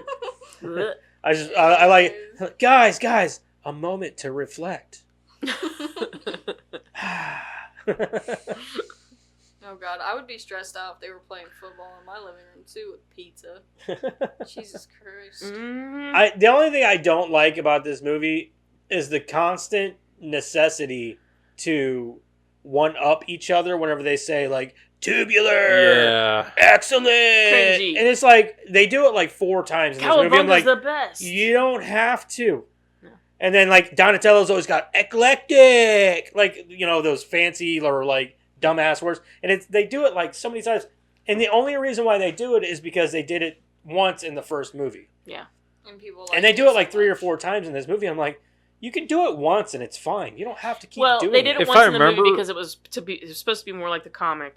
Whereas in this, if you hadn't noticed, they didn't get their way all the time, and so they veered in the direction of the cartoon over and over and over again. Over They and did over. they didn't take it to the level that the producers wanted, but they had to plug things. And I don't think they did that in the third one, if I remember right. I don't remember. I It's don't been so long since I've seen the third one. think they did. And when Toka got stuck in the sewer thing, Mhm. why Why didn't he just raise his arms? No, I'm just saying when he got stuck in the Suck sewer, it in! Why not pull the Shredder turtle just out and starts send in the foot soldiers because they can fit? Okay. I was hoping to see Shredder just jumping on Toka, just Get in down there! My thing is, you have a giant wolf. You can't tell me he can't sniff them out? I'm just saying, like, it would be easy to get like 4 or 5 guys, pull that fucking turtle out of there, and Or then get go, Razar, "Go or get whatever him." his name is, and pull him out. And then, like, Yeah, have go him get go in. And, like, all right, sniff these fuckers out and take these foot ninjas with you. Yeah, that's what I'm saying. Like, it makes zero sense that Toka is the reason they can't follow them. Yeah. Like, why would you That's send the literally- turtle first anyway? You're gonna have to get him out of there eventually, either way. So Mm-hmm. how about we do it now while you can just still follow them? Like, While they're sitting there taking. I do love it his every feet. time, like, the Shredder's like, stupid. Yeah. I'm like, that's me. I'm always, that's stupid. he's like, oh, they've been printed on you. I wanted to see it. I wanted to see a tender moment where they were like trying to hug on him or whatever, and he's like, "Get off me!" You know? Yeah. I Well, they do did that, like, like, like I beginning. like how dark the Shredder is in the first one. He's very intimidating. In this one, I miss the dark Shredder, but in this one, I love that they gave him a little bit of comedic element. Mhm. I know he's not comedic himself, but like, It's The funny. ridiculousness of but the ridiculous of the situation.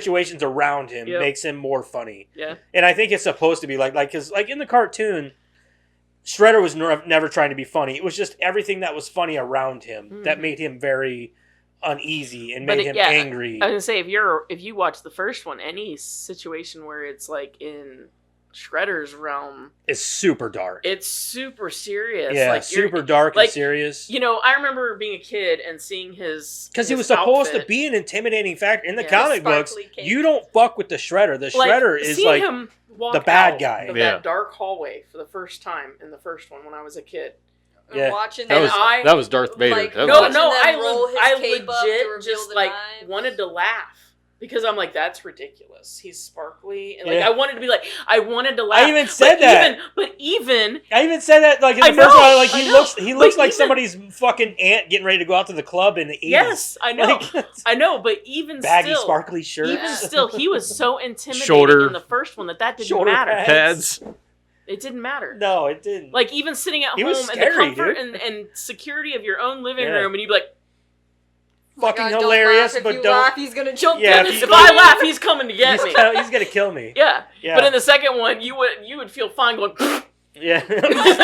you know. Just the quick. And then he's like, ah, stupid. The quick. Yes, Karen. I am. Karen the quick. Yeah, exactly. Like I'm not laughing. I'm farting. I'm itching my Out nose. my mouth. Sounds like shit out here. I'm This is a itching- junkyard. I'm itching my nose. My allergies are acting up. Yeah. Achoo! Chew. I don't know. Kind of ridiculous. Okay. Imminent threat to April's safety by the foot. The turtles start to actively look for a new home. The Shredder forces Perry. Wow, we are further than that.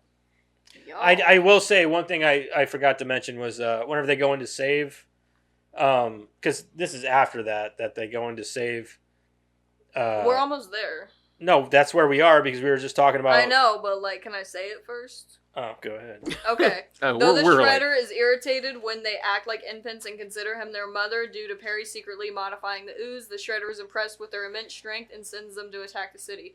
Meanwhile, Kino and Raphael infiltrate the Foot by having Kino pose as a recruit, and the other three turtles discover the new lair in an abandoned subway station. Did you guys notice Michael J. White?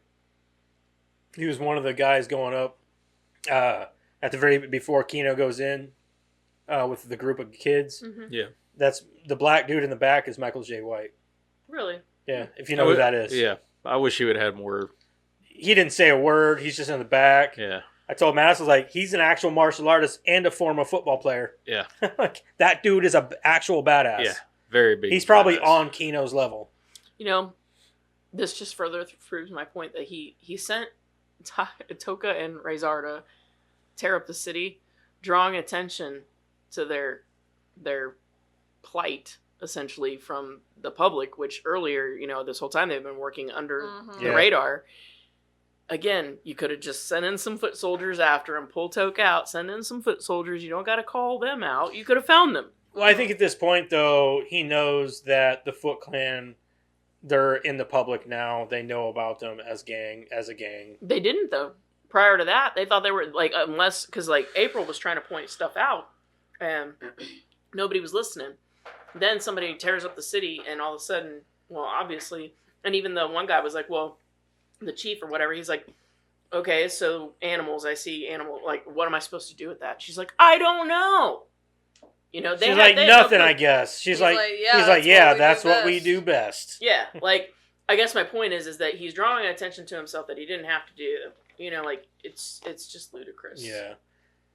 Goes along with, why didn't you just send some fucking people down? That scene where they go in to save Raphael. Mm-hmm. Again. Yeah, again. Yeah, again. For somebody's got to stick up his ass. He's sure wrong a lot. Yeah. You know, he's actually considered the best fighter, right? Mm-hmm. Like, he's even better than Leonardo. Yeah, I know. That's he just lets his the anger problem get... is his anger. Well, his ego. His ego, that's it. Yeah. And he's impatient. And he's impatient. Ego. Like, he thinks he knows better. He thinks he knows best. Yeah. And twice he in thinks 2 he should be movies the he's leader. gotten... Yeah. He almost died in the first one jarringly. And But he, kidnapped in the second the part where they're like, it's a little too quiet. And then he's like, and he says it's a little too easy. And then they see Raph, he's like, yeah, it's a little too Raph. That's my favorite line. Hey, there's Raph. They're like, yeah, a little too Raph. That was That's my funny. favorite line. Yeah, a little too Raph.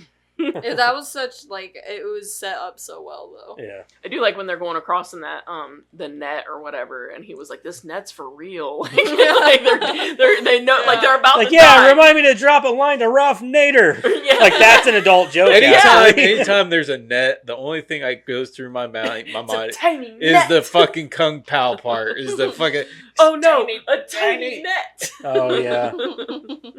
But yeah, whenever he says, remind me to drop a line to Ralph Nader, I'm thinking, like, no kid is ever going to get that reference. But Ralph Nader is a guy who was, like, back then especially, and even through the 90s and, like, all the way through the 90s and shit, he was very much all about legalizing hemp production and legalizing weed and shit like that. He went because for there were president. hemp ropes. To Yeah. Ralph Nader. Yeah, Ralph Nader was he tried to be president like 4 or 5 times, and he did it. He was an independent, so he would always like fund his own stuff and everything. Like he got pretty close a couple of times. I know in 2008, I want to say it was. Ross Perot's another one that I can He came pretty close. He was one of the guys, one of the independent guys who like a lot of people were really rooting for. Took enough of the votes away from the main two that it was almost a draw. yeah. Dang. Yeah. I do remember that because it was historical. It was like a whole thing. Mm-hmm. Yeah. Dang. Kino does well during the fighting portion of the recruitment, but has one test to pass before being accepted. Remove as many bells from a suit within 15 seconds, and he will fail if one sound from any bell is made. And he has to do this in the cover of a smoke bomb. Then the test started. The cover was thick enough for Raph to sneak in, remove all the bells people from that the are giving suit the test. without making a sound, slip them into Kino's hands, and escape. It is kind of retarded because like you expect these kids who obviously are not ninjas. Right. And that's why they're training all the time. Yeah, in the that's first why. one. Yeah, like they're not ninjas. They're not going to be able to like remove as many as you can. If one sound, then you fail. It's like, as a matter of fact, how do you even get recruits in this fucking game? Yeah, as a matter of fact, in the first one, I didn't see a lot of people like signing up for the fighting thing. A lot of them were just having a good time, They like were just Pleasure thieves, Island yeah, style. You they know, were they're just just playing thieving. games and shit. And then every now and then, hey, you got to go steal some shit. Yeah. And they were happy to do it. They weren't trying to sign up for the ninja stuff. They Those weren't. were Yeah, the they were just getting hardcore their guys. asses kicked because they couldn't fight. Well, those were the hardcore guys, right? Like the foot soldiers were people that had been part of that gang for a while. Was what I gathered in the first one. They were Right. part of that gang for long enough for them to be like, but they hey, still didn't have any fighting look, skills. Right, but they were training, you know, Right. they were, you know what I'm saying? But like, how do you recruit people and go, yeah, grab those bells, but don't make any noise? Ain't Yeah. nobody gonna do that. Let's see him do it first. Yeah, I would have been like, you do it. Yeah, you do it first. I don't believe you. Yeah. Like, are they actual bells or? I don't even believe these ring. Shit. Yeah. Oh, maybe they do. I mean, That's when you grab It was him from him. the bottom and like, because you got to like cover the. the problem hole is in that there it. was so many of them. Did you see like when Mhm. he's got them like this? There's so Mhm. many of them. Yeah. Yeah. How the fuck did he get the last like 10? How does he hold them like this? Like, is this enough? Like, how'd you get them? Out? Oh, whatever. Well, they don't need to know that because they covered him in smoke. They don't care how he did it, just that he did it. They should have set him on the floor, so it would be more believable if they were on the floor. I think that dude, if that smoke would have cleared and I was that dude, like, well, you're officially, you can have my job. Yeah, I guess I resign. You're now in charge. Yep. You tell me what to do. He takes off his bandana. This is yours. Yeah, like, what do I do now? Yeah, you tell me what I'm doing. He should have just, chloroformed him and took his outfit. Yeah. There you go. I did it. This seems easier. Or like the Smell smoke like bomb chloroform goes, to you. the bells are still there, but he's naked and he's wearing his clothes. Like, I think I won. Fuck the bell Did you test. feel I made that? up my own. Yeah. Did you hear that? You didn't even know I stripped your ass naked. What now? Naked ass So bitch. Dude, What you you gotta- feel that? What you gotta do is have like two of the bells like pinched onto his nipples. Two- No, just one on his nose. Rings, one on his belly button, And one on his dick. nose. One hanging One from on his nose. And you're wearing all his clothes. Yeah.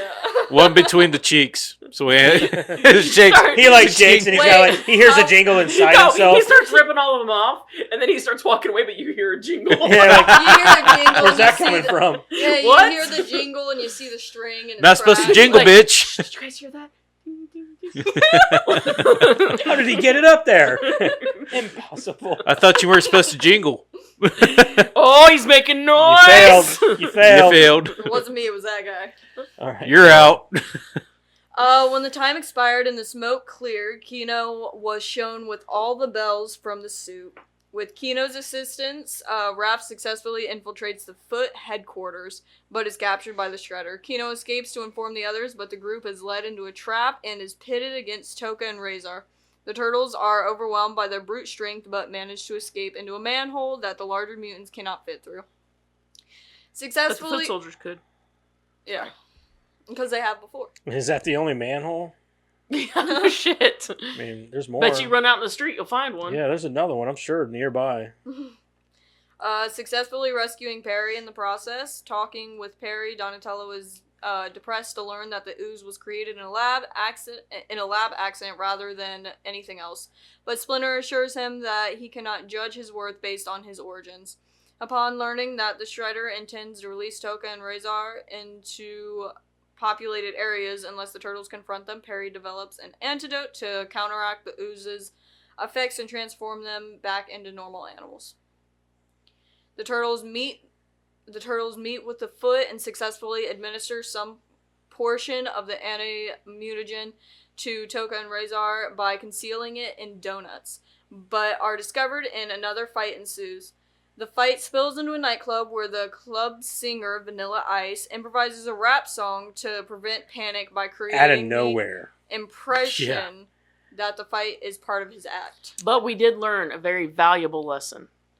A keytar plus a speaker at full volume creates an Not explosion. Yeah. So Yeah. don't do that. Yeah. Don't do that. Keytars are dangerous. hmm More than just the Dad, exploding can we get function. a keytar I and a so really big speaker? my We issue. can test the theory. We'll be Yeah. like Mythbusters, TMNT. Yes! Do you have more of the scene you got to read? Don't point it at the neighbors. Yes. Read the rest of the scene. With advice from Perry, the turtles spray fire extinguishers into Toka and Razor's mouths the carbon dioxide, speeding up the anti-mutagen and reverting the two monsters to their natural forms. After the turtles take care of the Foot and Tatsu, the Shredder arrives and takes a woman hostage. How far would you like me That's to read? fine. So the whole dance fight thing is the best fight scene in the whole movie, hands down. The rest of it is just running around and avoiding hits and blah blah blah and all that stuff. Like there isn't really a lot of violence before this. But they utilize it so well. They utilize it so well with the dance fighting. You know what I mean? Yeah. Like them dancing and kicking. Like it's a really entertaining part, especially on top of the ninja rap. hmm So this is easily the best scene of the whole movie. I actually For that heard reason. a martial artist, like a martial artist choreographer. Is that what they're called? Something Yeah. like that. Choreographer. Yeah. Yeah. They I heard one talk about when you are putting together scenes like that, you should think of it like the ballet, like a musical choreography. It's that you've got to be able to go in and think of even just music behind it. The movements should be fluid, and they should be like going with some kind of beat in your head. Oh yeah, they They still do. should. They It still would- do steps. Yeah, Yeah, that's what I'm saying. It was interesting to hear a martial artist describe that, because when you think back to scenes like that, in especially like 90s or 90s rap plus 90s action scenes, if you think back to a lot of like the Steven Seagal fight scenes or whatever, they all have this very fluid and musical kind of note to it that you wouldn't notice unless you see scenes like that where people are fighting and there's music, right? That's the thing too. Like a good fight scene is usually good if it's rhythmic, along with a good musical score. Like if the score matches the beats and the punches, and it gives you more of a punch to the fight scene, it makes it so much better. Good examples of this are the new John Wick movies, because those scenes are fucking. Those are some of the best fight and gunfight scenes that have been out recently in forever. Another one, and you can't put the music in with this, but like anything with Tony Jaa, any of the Tony Jaa movies, like The Protector and Ong Bak, all three of them. I will say that the last, like 2 and 3 of Ong Bak are really good. The music in those are better. But like those are the same thing. But the music sucks in them. But look at, if you've ever seen The Raid. Yeah. Have you ever seen The Raid? Yeah. That movie is a good example of like good beats along with, like, they don't go in head like crazy with the music, but the beats of the score match with the punches, and they hit so hard along with the punches that it just, you feel it more, I guess. I guess for me, a good fight scene, you feel. You know what I mean? Like, it's like, thud, you feel that thud, you know? I guess I just never had thought of it that way. I mean, after he said it, it was like, oh, duh. Like, when you watch a good fight scene, it seems like it's a dance. It's what it is. And it's choreographed. I guess it was just hearing someone say that that's done on purpose kind of was just strange for me. Yeah, because if you don't think about it, you're thinking about a fight, right? If you watch so that's anything, just violence if and you watch aggression. any action movie from behind the scenes and stuff, what do you think these guys are doing? They're literally practicing dance moves with, like, whether they're using punches or kicks, or if they're using like a stick or whatever they're fighting with. They're doing it in like a dance style or a choreographed way. Right. I guess it's just like your thoughts on a fight scene is just violence and anger and aggression, right? But to you them, don't think about how they're going to, how they're achieving that look, right? But like, to them, it's rhythmic. Right. It's and all then rhythmic. like, you hear that behind the scenes where it's like, well, this is how we do this. Yeah. It's kind of like, oh, wow, I guess like that's it makes perfect sense. It's a dumb moment, but at the same time, it's like, wow. It's not practical. I'm not saying that you should watch these movies to learn how to become a better fighter, because that's not how it works. You'd be like Lord of the Dance out there. Yeah, they're going to think you're trying to dance with them. It's because, like, if you ever see a real fight, there is no fluidity to it. It's just very rigid and very, hell, sometimes you see those guys just, hold on to each other for like 5 minutes. You know what I'm saying? Because they're sparring. And a lot of times it's like what they said, the first guy to throw the punch usually wins the fight. So that's just what it is. Anyway, go ahead and finish her up. Kino arrives and kicks the canister out of his hands, which is recovered by Perry, but the Shredder retains a small vial of the ooze. Using a sound amplifier to magnify a keytar, the Shredder is blasted through a wall and onto the docks outside. The Turtles follow and find Shredder mutated into a Super Shredder, having consumed the vial of ooze. The Shredder overpowers the Turtles, but his rampant destruction of the dock's supports causes it to collapse on top of them, crushing him while the Turtles dive to safety in the water. So he can survive a garbage truck, but he can't survive as a Super Shredder even. Yeah. Man, he went down easy, super and fast, and I hate this, man. This is the word. This is why this movie isn't my favorite. There was no fight between the Turtles and Shredder. None. Should have been a lot bigger. There should have been. This is where this movie epically fails. Yeah. Because this is my biggest disappointment with this movie is that there was no fight. Shredder didn't fight at all. Yeah. Like, literally, not at all. He fought beams. He just Hulk smashed his way to get to them, and Exactly. then died because of his Hulk smashing. Exactly, and I think that So for the second movie in a row, he's defeated by not the turtles. So if in the first one, okay, they're not strong enough, they're not good enough yet to fight that was him. A perfect ending. That was the perfect ending. It was beautiful because they haven't completed their training. Obviously, Splinter is the only one that could beat him. And the second one... Well, and really, the fight was between them two. Yeah. And the first one, honestly... they fought him. What beef does he have with the turtles other than them being his kids? Yeah. Like, it's really the fight should have been between the two of them because that was where the fight was. Yeah. But in this one, they make it very much about the turtles. Yeah. And so at the end of the movie, I feel like the only way to take it out is for the turtles to fight Shredder. Mm-hmm. Now, whether they win or lose, you could... do it however you want. Maybe they're not ready to beat him yet. Maybe he beats the shit out of him. Or maybe they do actually beat the Shredder. Either way, we deserve that fight. And that's my biggest issue with this movie was like, at the end of the movie, I don't care how much violence was not allowed to be in this. There didn't have to be a whole lot of contact even. Agreed. But I needed a fight at the end of this movie, even if it was just on that dock. On that dock would have been amazing. A great fucking set. Just a fight between the 4 turtles and Shredder. And we didn't get that. That pisses me off because...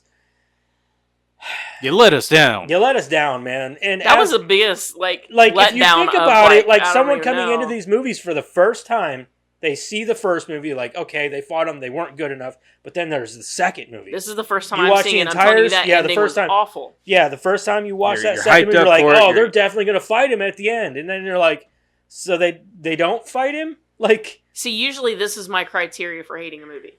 Right? You lead me down this path, and then we get to the end, and I'm pissed because it didn't end right. The only reason this one gets a pass, in my opinion, is because this is a kid's movie. At the end of the day, it's a kid's movie. Yeah. I can't hate on it for not fulfilling my dreams as an adult to see a good ending. No, even as a kid, I thought this. But I'm saying, no, this is my first time seeing it, is what I'm saying. Oh, if it was your first time for me, like, I can't get too angry at this ending because it's a kid's movie. You've never seen this one before? I've never seen this one. I saw the first and third. Damn. You've never seen the second one? No, I've said this like 4 times. She did say that. I forgot you did say that, didn't you, last week? Holy shit. Yep. She wouldn't watch it with me when I was a little kid. That's weird. You're like the Madison this week. Because Madison's seen this movie like 24 times. She loves these movies. So, like, for you, I'm like... That's why I'm bringing up the ending and, like, backing you up here. Because, like, for me, as a first person seeing it, that ending's dog shit. Yeah, right? But the only reason that I can give it a pat... Because usually that would be the seal for me. If I get to an ending like that, I'd be like, that was a terrible movie. I don't care about any of the good things prior to that. That was a terrible movie. But this is a kid's movie. Yeah. I mean, I'm not gonna, like... use that criteria for it is what I'm saying. I'm not saying that I'm not going to be harsh about the ending. What I'm saying is that it doesn't. I'm definitely going to ding it for the ending. I have to because this ending has bothered me for 30 fucking years. Sure, I'm not saying it doesn't deserve a ding. What I'm saying is that my criteria is usually to write the movie off, and I'm not going to write this movie off because it's a kids movie. That's what I'm saying. All right. I will. Her up. No. No, you won't, liar. The turtles, fuck this movie. Nostalgia gets it 6 points alone. The turtles return to their lair triumphant, but are confronted by Splinter with a newspaper showing a picture of them fighting at the club on the front page, violating the sacred ninja code of invisibility. As punishment, the turtles are forced to do flips, Splinter quoting Vanilla Ice's rap and laughing as they begin. Go ninja, go ninja, go! I will say another thing about the ending that it's kind of like the snow thing for you in Blade Runner. It just kind of ended. No. The turtles getting out of the water and they are completely dry. Yeah.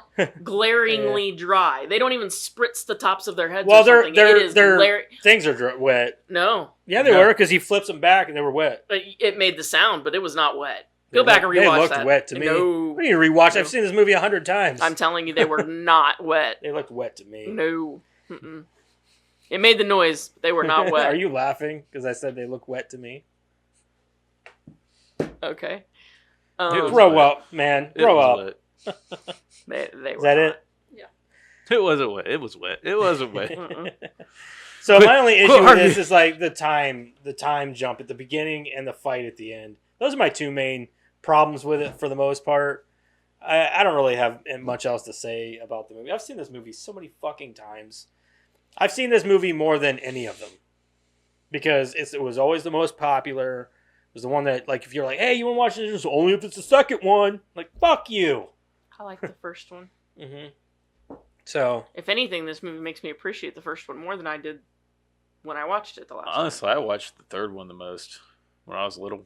That was my favorite. I think that's the only reason I've ever seen it is because like you'd be watching it for the 1,000th time, The and third I'd one? catch. Yeah, I'd the probably. third one I don't is know like- if I've seen it from beginning to end, but I've definitely seen the that's- whole thing. The third one, I watched the third I think one the the third most one because just of the gets a samurai, lot of hate. because of samurai stuff. yeah, That's I think why the liked third it. one just gets a lot of hate, and I think it's very underappreciated.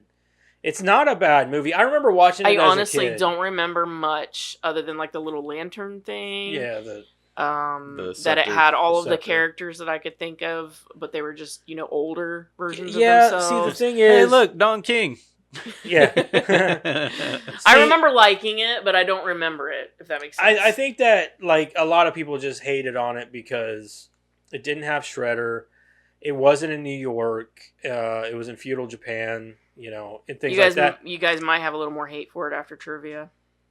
For what? The third one, The third one? Maybe. I don't know. because part of the plot for this one, the second one, and they didn't use it for one reason or another. It's in there.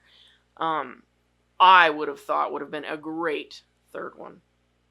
Had they started it maybe in this one and then taken it to the third one, would have been chef's kiss in my opinion. But we'll get there because I don't remember the details of it. All right. Anyway, let's go ahead and review. Let's run out as bitch. They look I wet to can't me. tell. I can't tell in that picture. Yeah, it's kind of blurry. I know there's a gif of it, but it's like pixely. You're right. I don't know. They look wet to me. It was anyway, glaring for me. It was like the blood and the snow for you in Blade Runner. Like when they start pulling out of the water, and I'm like, you couldn't even spritz them. Like I know that they're mechanical Yeah, and all right. that, but there isn't anywhere on that suit. Well, You I can't noticed they didn't look wet on the skin, but like their masks did look wet to me. not me. So, but anyway, Tomato. yeah, whatever. I don't give a shit. You want to It's get been- into wet, not wet again, so we can crack him the fuck up. coming to a conclusion. Not wet. All right, we're gonna start with Madison. Let's go ahead and rate and review Ninja Turtles 2. I liked this movie. It was good. Okay, It's always been good.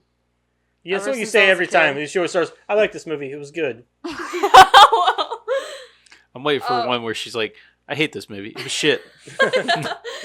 It's usually I didn't care for this movie. Yeah. I like this movie though. I have since I was a kid. I've seen this one and the first one a lot. I've seen the first one more than I've seen this one, but I've still seen both of them a good As you bunch should. of numbers. Yeah. See the first one for more. Yeah. I still love the first one though. I love it more. This one was still good though. I'm still gonna give it a 7.5. That's it. Yeah. I thought you would have went higher. All right. Well, I think I gave the second one first one? first one an 8 or a 9.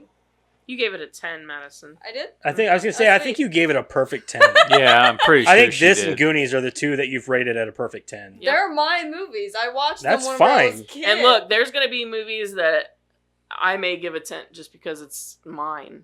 yeah, so I get it. If I can claim any movie, it's those two movies. I think we should all at least get to have 110. But it's for your there's no reason other than Other than giving a it's your personal reason. fucking movie and you love Exactly. it. Unhearted. And I don't have to It is explain my that to movie. anybody but maybe my mother in heaven someday.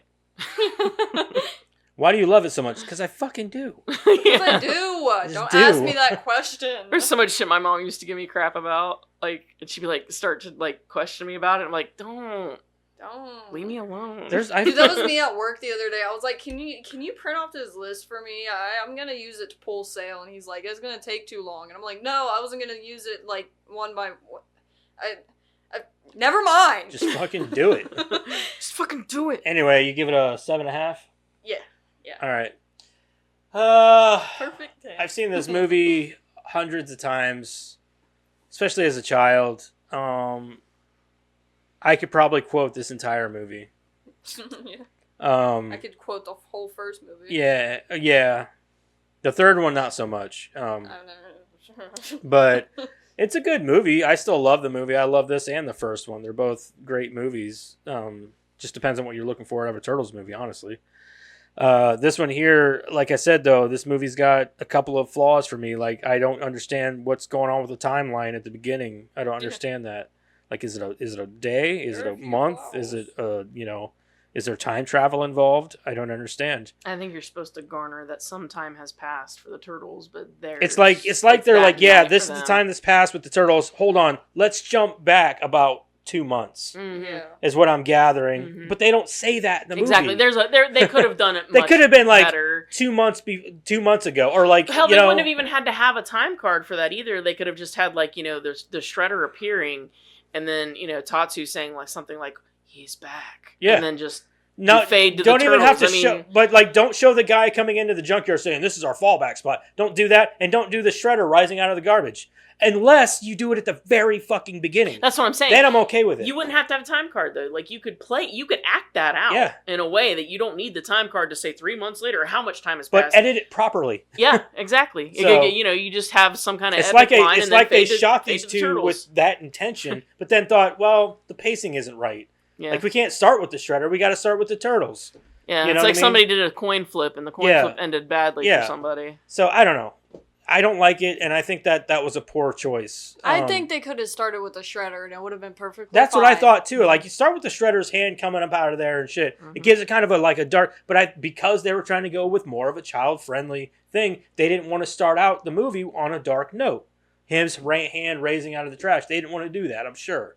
That had to have been the reason. Why did your mothers have to be such pains? I'm telling you. Wasn't My my mom mom. didn't give a fuck. I was gonna say our mom. My mom was like, "Oh, you're watching Terminator 2 for the 100th time." Except for Beavis and Butthead. She let us stay up and watch. She didn't like me watching that one. Tales from the Crypts, for God's sake. Anyway, that in the final scene with the Shredder and the Turtles should have been a fight scene. I wanted that fight. Everybody wanted that fight. It should have happened. Yep. Or at least, at the very least, left it ambiguous to where, like, the Shredder's not actually dead. I mean, who knows what happened to him? He's disappeared. Whatever. Like, leave it ambiguous. Casey's not actually a murderer. So those are my two big things. Like, those things really, really, really, really bother me. That must be where where he was during this movie. He was in prison. He's And then hiding out. They figured out, oh no, he's alive again, but he didn't kill him because he died in the You're pier. free to go, so Casey. This guy's Casey, not you're actually good. dead. So he was free for the third one. Yeah. That's what I'm gonna explain it. You're But going with Jones. that's what I'm going with. Anyway, aside from Free. that, the movie is quite entertaining. It's good for kids. Mikey's one-liners are great. Always. I just don't care for the 3 or 4 times that they have to like have a fucking word. They got yeah, like I don't like that. Tubular. Yeah, a little too word. Yeah, but my favorite one was like, yeah, a little too Raph. But anyway, I'm going to go with an 8 on this one. I think it's good. I love it, and I'll always encourage my kids to watch it, and I'll always encourage their kids to watch I'm it. going to make everybody watch it. Yeah, so. Everybody. Yeah, it's good, I fun. was just going to stick to my own family, but then I was like, well, what if I don't have one? That means I'm moving on to my little sister's Well, this was kids. also like during like, oh my God, the pinnacle of like animatronics and practical effects, man. Like from the Jim Henson studio. This is whenever you like during the 80s and early 90s, whenever you had all that cool shit like that. Like You had real artists doing that this stuff, not like digital bullshit. And it was like you had like Howard the Duck, you had this, you had Gremlins, you had all these fantastic animatronic movies with these practical effects, like Alien and The Thing, and like it's fucking great, man. I miss that so much. Yes. I wish it would make a comeback. Make a comeback. Give us real cinema back, man, with real artists. I want that back so bad. If they did another Ninja Turtles movie or any movie like that again, I'm on board 100%. I know that some people still try to do it today, but dude, it was done so well. I mean, look at how, like, in the early 90s, how they did it with the Ninja Turtle suits. It was just 4 guys in suits with a fucking metal, People like a loved animatronic head on. Like, Well, hell, I mean, Imagine what they could do now. Like, you look at like the monster movies of that day and stuff too. Like, Yeah. that stuff was amazing Yeah. because of the amount of creativity that went into it. Even if Yep. it was just a mask. yeah, I mean, the hell, you think They Killer could- Clowns from Outer Space? yeah. Oh, yeah. I mean, you know what That's I'm saying? a great Like, example. That's yeah. that's what I'm talking about. Is that even if it was Yeah, just it was even low budget. That movie Yeah. didn't even have if a big it was budget. just a costume, Yeah. you had these great artists putting. And it didn't Killer- cost a lot of Hold on, money. I mean, it was is Killer expensive. Clowns from Outer Space in the box? I don't know. I haven't seen. But like, that movie since they I was a didn't kid. put a lot of money into this. It's not near as expensive as doing CGI. It's more appreciated. It looks better. I mean, practical is the way to go, man. Maybe People you love just have it. to get puppeteers like that nowadays. You know what I mean? They animatronic. Yeah, I mean, they still do it with Chucky today. Yes, Killer Clowns from Outer Space is in the box. They still do it with Chucky to this day. They Imagine still we make pulled Chucky it. is still an animatronic doll. They don't CGI him, nothing like that. They have tried once. Yeah, and it was terrible. It looks like shit. What? It looked great. When? Wait, hold on. When? He said, Wait, when? It was in one of the movies. It was in the the first movie, wasn't it? Curse of Chucky. It was the Curse of Chucky. Mhm. Yeah, They it was the did? Curse of Chucky. Yeah, it was a Yeah, movie. they didn't do a terrible job doing it, but anybody who's watched Chucky like we have when as kids, you could tell. I think the only Chucky movie I haven't seen now is the third one. Because I've seen Curse of Chucky and Cult of Chucky. Yeah, me too. You haven't seen the third one? No. It's not that We bad. were supposed to watch it. The only bad We thing never is did. like they don't bring What's back the third one? 'Cause I don't the think I've seen- military school. Oh, you Yeah. mean the original trilogy? Yeah. Yeah. Yeah. Military school. Yeah. It's not that 'Cause bad I've seen though. Bride of Chucky, Seed of Chucky, all that. Oh, The first you need to go back three- to the first three. the first three are the best. They're the best ones. At Mom's, we always had Bride of Chucky and Seed of Chucky on. Bride of Chucky DVD. wasn't bad. That was just whenever it was something They different. were just doing something fun and Yeah. campy, and we It was all cool. enjoyed It was like, it. all But right, it that's was like, cool. Now let's get back to okay, the rest. But it said yeah. they did Seed, and I was like, no. Yeah, No, we're done. you Right misinterpreted direction. our Yeah. language when we Yeah. said we liked it. We liked Yeah. it as a one-off. Yeah. Yeah. Yeah. Anyway, go ahead, Karen. I guess for me, like, obviously I didn't watch it as a kid. So there's that. So I had kind of a fresh eye coming into it. Things that stand out to me is the blatant, ooze container, because they made a point to show that on the screen, one active container, Yeah. and they kept making a point to say one container, and then It was That always did full. bother me a It little was bit, always too. yeah, full. like I cannot not look at that because they made it a point. Like, I would have forgotten if you'd have just shown me the computer screen. I could have been like, well, maybe there was more than one. I mean, they never Could've said there was gone only down one. further, yeah. Well, the And computer then- screen even showed it was one. It was one active. Right, but Everything but else then was you emptied. could scroll though, is what I'm saying. Like, as a person, you could say, well, we just didn't see the other ones, right? Because they scrolled down to see that one. So I can make that assumption, but they threw it in my face over and over There was again. only one. That there The was last only one. one. The last one, You over are and the over and last over again. one, fellow. So that probably bugged me the most. And then second is the ending. Atrocious. Just, he died so fast, and it was of his own hand. Yep. Like, how stupid is Killed that? himself. It was Yeah. bad. Shredder's not. I know supposed what they're kill trying to himself. say, that revenge doesn't do nothing Stupid. but destroy you. Yeah, Well, come and- on. Well, I don't need that lesson. but they also probably didn't want kids seeing the turtles fight, since they were going for this Bullshit. least violent thing. They didn't want them to be the cause of his demise, right? Because either way you play this out, unless like the cops show up and arrest the Shredder and congratulate the turtles, Rest that's of the that. only way that can go down without them killing him It's so funny. or acting like he It's killed him. so And they weren't funny going to let kids because- see that. Whenever Michael Bay did the Ninja Turtles movie, the remake or whatever, Yeah. me and my buddy Dan were so fucking excited that they were going to do a new Ninja Turtles movie. Like, I we was thought that the excited. Ninja Turtles looked weird because they looked ogre-y and shit. But then we saw the Shredder and what he looked like, and I was like, wow, dude, he looks like a giant fucking shredding machine. Like, you know what I mean? Like, Yeah. that's what he looked like. And then going into the movie, you're like, it's just a big fucking CG fest. How just... Why? Yeah, it doesn't put me in it none. You know what I mean? And that's what killed me. But they tried to give you that epic fight scene at the end of the movie between the Turtles and Shredder. They really tried. But it was fucking terrible because of all the CG, and he just looked like this giant metal machine by the end of it. And it was fucking horrible. Yeah. And then they try to like, I don't know, like redo some shit in the second movie where the Shredder wasn't actually this guy. I don't know. It was fucking stupid. But they did bring in Bebop and Rocksteady, and that was pretty cool. So Yeah. Yeah, I did like that. I just think that they did the ending that way because they couldn't.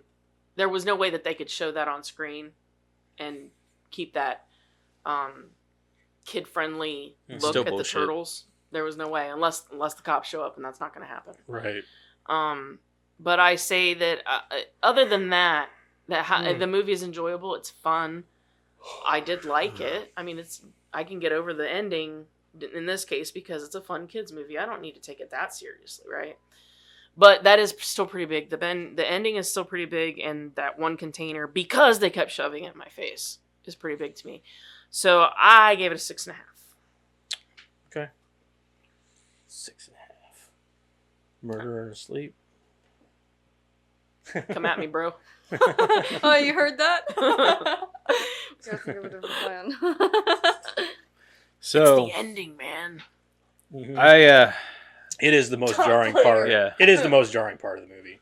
It sucks. Everything You're else like- is You're like, beautifully why done. did it end so fast? Like I could let really everything fast. else go. It was Even so the abrupt. container, except the ending. yeah, it was like, hold on, what? Wait, what? Like they did the Vanilla Ice thing. Now we see the fight. Come on, let's fight. No. I felt like I blinked and then I was like, And wait, they're what happened to like, him? Yeah. What happened Roll to him? credits. Yeah. So I gotta agree that the ending, the whole want to see the commentary, like you said, with the turtles going back and forth about tubular and all that shit. Yeah, it's a little too much. Do it once. That's all we need. Yeah, do it one time, be done with it. Bossa Nova. Yeah. What? The timing at the beginning, the Pharaoh Jaka? what the hell else? Give it up. Container. Container and the lighting. I didn't care for the lighting too Too much. bright. Too bright for me. I It was like too bright. I liked the dark grim from the first one. See, more. I would have liked it more if it was well lit. Like Because make it I dark. remember the first one I liked the dark better grim. than the third one. Out of the two I've seen, I remember the first one better than the third one because I watched the first one more than once. And I agree with Eric on this. I didn't bring it up, but you bring up a good point because the lighting, it's not a Turtles movie to me. It's too bright. I like that gritty New York. The third one vibe is way that you- brighter. Well, the I third don't one remember that one well. had the bright to it, but it also had the darkness to it too. I think so. I think that whenever you look at these movies, you have to look at the tone of the movie too. Yeah. Oh, With I the get first it. one- That's another reason I didn't like it. I wanted that darker. That the first one is Yeah. supposed to be that darker, sort of gritty looking and tone. they should have Yeah. stuck with The it. second one was kind of that in between the first and the third. Well, they were trying to bring in more of the cartoon. yeah, world. and they were Yeah. trying to brighten it up a little bit. But the third one, with when it takes place, where it takes place, and what they're going for with the movie, it makes sense that it's so bright. Yeah. Because it's feudal Japan. Like there are Yeah, a few no, I darker can get spots. behind Yeah. that because we're talking about New York, right? Like this is a New York. play. Yeah, And in the first one, they do such a good job of showing that it's New York. Yeah. It's dark. It's gritty. There's crime. It doesn't seem like a nice place you want to be all the time. And in the second one, you're kind of going, must be in the suburbs. must not be so bad. Yeah. Yeah. Maybe the Yeah. turtles are actually cleaning it up, and I think Yeah. I think that's the vibe you're supposed to get from it. Though, I that- didn't get it. you If know, that's what I that- was supposed to be Yeah. doing, but I think that it agree. was supposed to be like, this is a pizza loving. You know, the turtles' influence is everywhere now, even though they don't know who exactly they are. This and that. Well, but yeah, like, you do open up with everybody eating pizza. yeah. So, and I think that's the vibe you're supposed to get from the beginning was that like the turtles. That had- was kind of cringy for me too. It was a little honestly. bit, I was but like, it was like, but it was oh, kind of okay. cool too because you're like, it shows that like the turtles won. The turtles won in the first movie. They've taken back the city. The crime is down, and people can be happy again. And I think You know that's what the they vibe. should have done to give you the little hint that the Shredder wasn't dead at that very beginning. So if that's the vibe they're going for, is to show that the turtles won. You see one random kid roll up and steal a piece of pizza from like some old lady, and then keep running, just to give you a little hint that like, oh, not all is well. And Yeah, a little hint. Yeah, Yeah. something like that, just to give you a little subtlety. But So that all being said, I enjoyed,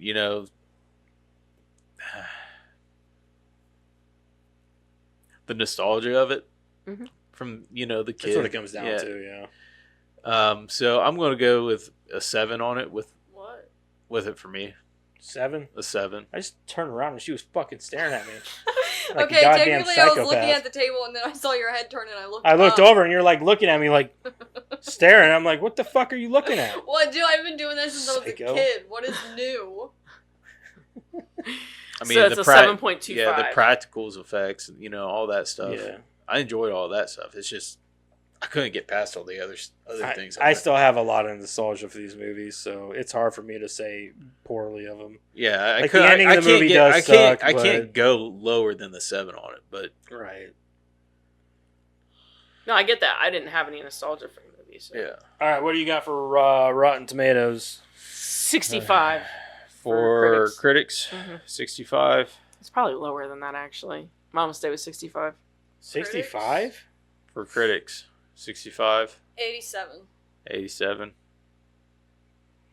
I'm going 75. 75 for critics. She's going to take it. It's 36. No shot. Why? Oh my My second guess was going to be 45%, so I still would have been. Critics' consensus is not only is this movie's juvenile dialogue unbearable for adults, but the turtles' dopey and casual attitude towards physical violence makes them poor kids' role models. I'm going to go... That's their consensus here in 2025. 73. Wow. I feel like... yeah, audience, said 73? 67. See, I would have went 75 again. 67? 67? You fucking bitches. 67? Yeah. 73? Who are you trying to 1 point? I don't know. I'm like, should I go mid between both of you? Because I feel like it's in there. Fuck it, I'm going under Karen. I'm $1 her down. 66. 66, yeah. She's going to get 67 on the dollar. God damn it. Woo! Karen. You guys suck. Have you seen my beach ball? I never... I think I left it over never win this there. game. Neither do I. Yeah. Rarely. Yeah, right there. Karen's a cheater. So... It's Eric and Karen, man. It probably was a 66 to begin with, but she got on there and gave it a positive review just so it bumped it up quick, 1 point. Pow. Like, now it's a 67. Yeah, right here it says Karen. 5 star. Amazing. 5 stars. Karen C. Fucking bitch. Benjamin H. What, half a star. Cowabunga question mark. Cow a fucking piece of fucking dog shit. Holy This movie shit. sucks. Tick turds from Uranus. Tick turds from Uranus? Show us in the doll where All, the God touched you. damn. all capital letters. Which turtle Show touched me you on and the where? mermaid doll. Yeah, show us in the mermaid doll where this Were movie you in that touched room you. with Splinter? Ups the childish Steve D. Ups the childish nonsense while having a passable plot. 2 stars. Most of these are all 2 stars. 2 star from No Name. Horde one-liners. Over the top acting and inconceivable. Inconceivable. I think those one-liners hit home, though.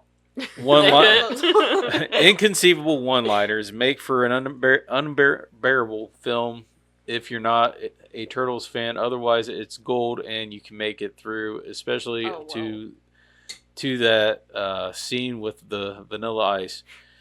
You know the one I'm talking about. I guess There's my only opinion one. doesn't count. That was the best scene. What are you talking about? That was the best fight choreography and everything. The dance number. Fuck yeah. I'll take that all day. Go ninja. Dude, go that ninja. dance. I see. 2 star. It's funny at times. I like it, but I have to say that this is a bad movie. Cringe everywhere and Vanilla Ice just watching the fight and then start to sing. It's just stupid, but I get it. It's a kid's movie from the 90s, but still, they could have done a better work. Done You a could better have work. wrote a better word. Yeah, done a better work. Yeah. Liam D, 2 star. Removing the darkness of the comics and basically making a live action episode of the cartoon. The turtles still look good, but there are no substance of a plot. and the turtles are basically Mikey times 3. No, I wouldn't say that. I wouldn't say that. They're all jokesters. Yeah, I mean, did. But they're I all did fail. teenagers, I did so. fail to say this during in my review was I did enjoy the part where Mikey was pretending to be a detective before going in the That was sewer. rough. Oh yeah. No, that was Mikey. Michelangelo. Yeah, that was Yeah. Mikey. Before they went down in the sewer. Yeah. I thought it was him just, well, that makes more No, sense that it would be no. Ralph. No, or Mikey. Yeah, Yeah, it was because when he was Raph joking. took off. I love It's it hard when he to tell in does the that. dark. Orange and red look the same. Oh my god, you fucking turtle racist. I know. I don't see color. You think all Joseph. turtles just look the same? They're I all don't just see green. color, Joseph. Yeah, they're all just green. I love when Mikey does that though. He pretends to be that detective and he just goes on a Mhm. rant. Mm-hmm. The Casablanca Yeah. line. No name. Too rough. Quick cash grab film. 1/2 star for Vanilla Ice song Ninja Rap, which I can never get out of my head. Thanks, Robbie Van Winkle. It's only the one part for me is the go ninja, go. Yo, it's a green machine. I don't know the rest of that. 1.5. What you mean? 1.5 star.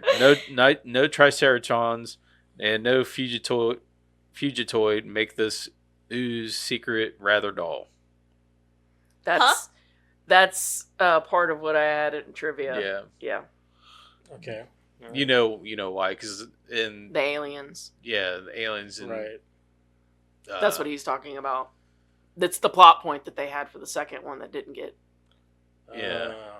Well, we'll get there. Yeah. Okay. and So I actually kind of agree with him. 1/2 So star. the third one was supposed to go to space. No, it's the actual like where the ooze actually came from according to the comics, and Oh yeah, I've that's right. Yeah. So yeah, the ooze come from space. Yeah. Yeah. 1/2 star. This movie has horrible references, bad jokes, horrible CGI, What? Oh, Shredder? horrible work conditions, a terrible racist rat, a rapper who copied his hit song Ninja Rap from New York Knicks games. Finally, Donatello sounds like a stereotypical big city lawyer. Michelangelo sounds crazy. Raphael sounds like a mafia man. Are they trying to review this one or the new one? Yeah, that's a good question. Because the new one actually did have CGI.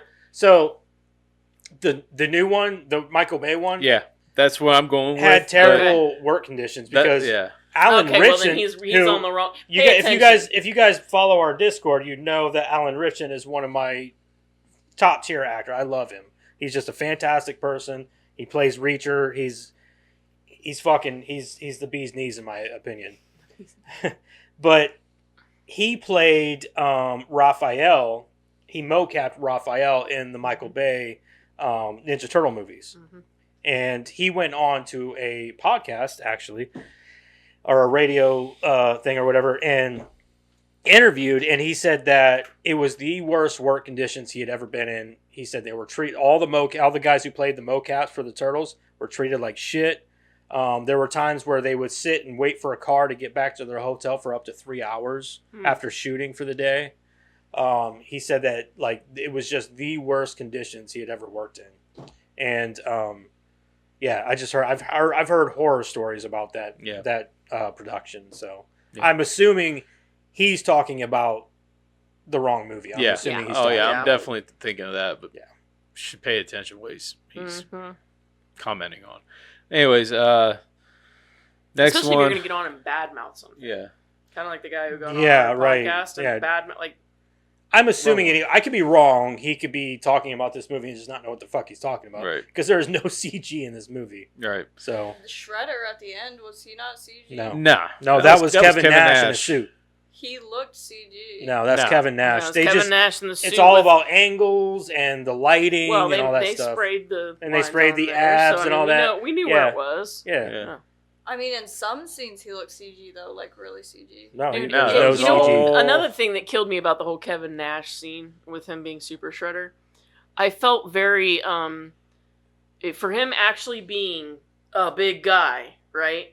It came off very Super Freddy moment where they put like a bunch of like pillows on Robert Englund and then sprayed Kevin some Nash abs on isn't him. that big. He's just tall. I'm saying it came off cartoonish Right. over being like you think of Kevin Nash. Well, if you notice at the beginning, and this is before his wrestling days, it said at the beginning for his credit was Kevin Clash. That's his real name. Yeah. Kevin Nash is also went by Diesel and things like that in WCW and WWF, and WWE, whatever. But he's not like he's tall and shit. He's a big guy, but he's not super muscular. No, I get that, but like if you're gonna hire the guy for the muscles, don't make it look so cartoonish. Yeah, I agree.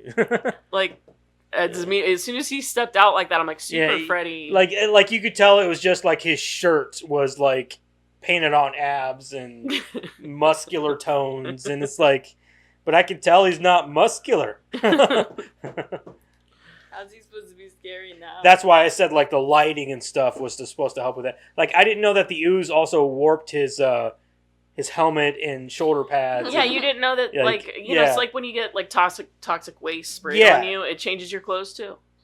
Clothes, everything. It's a chemical composition thing.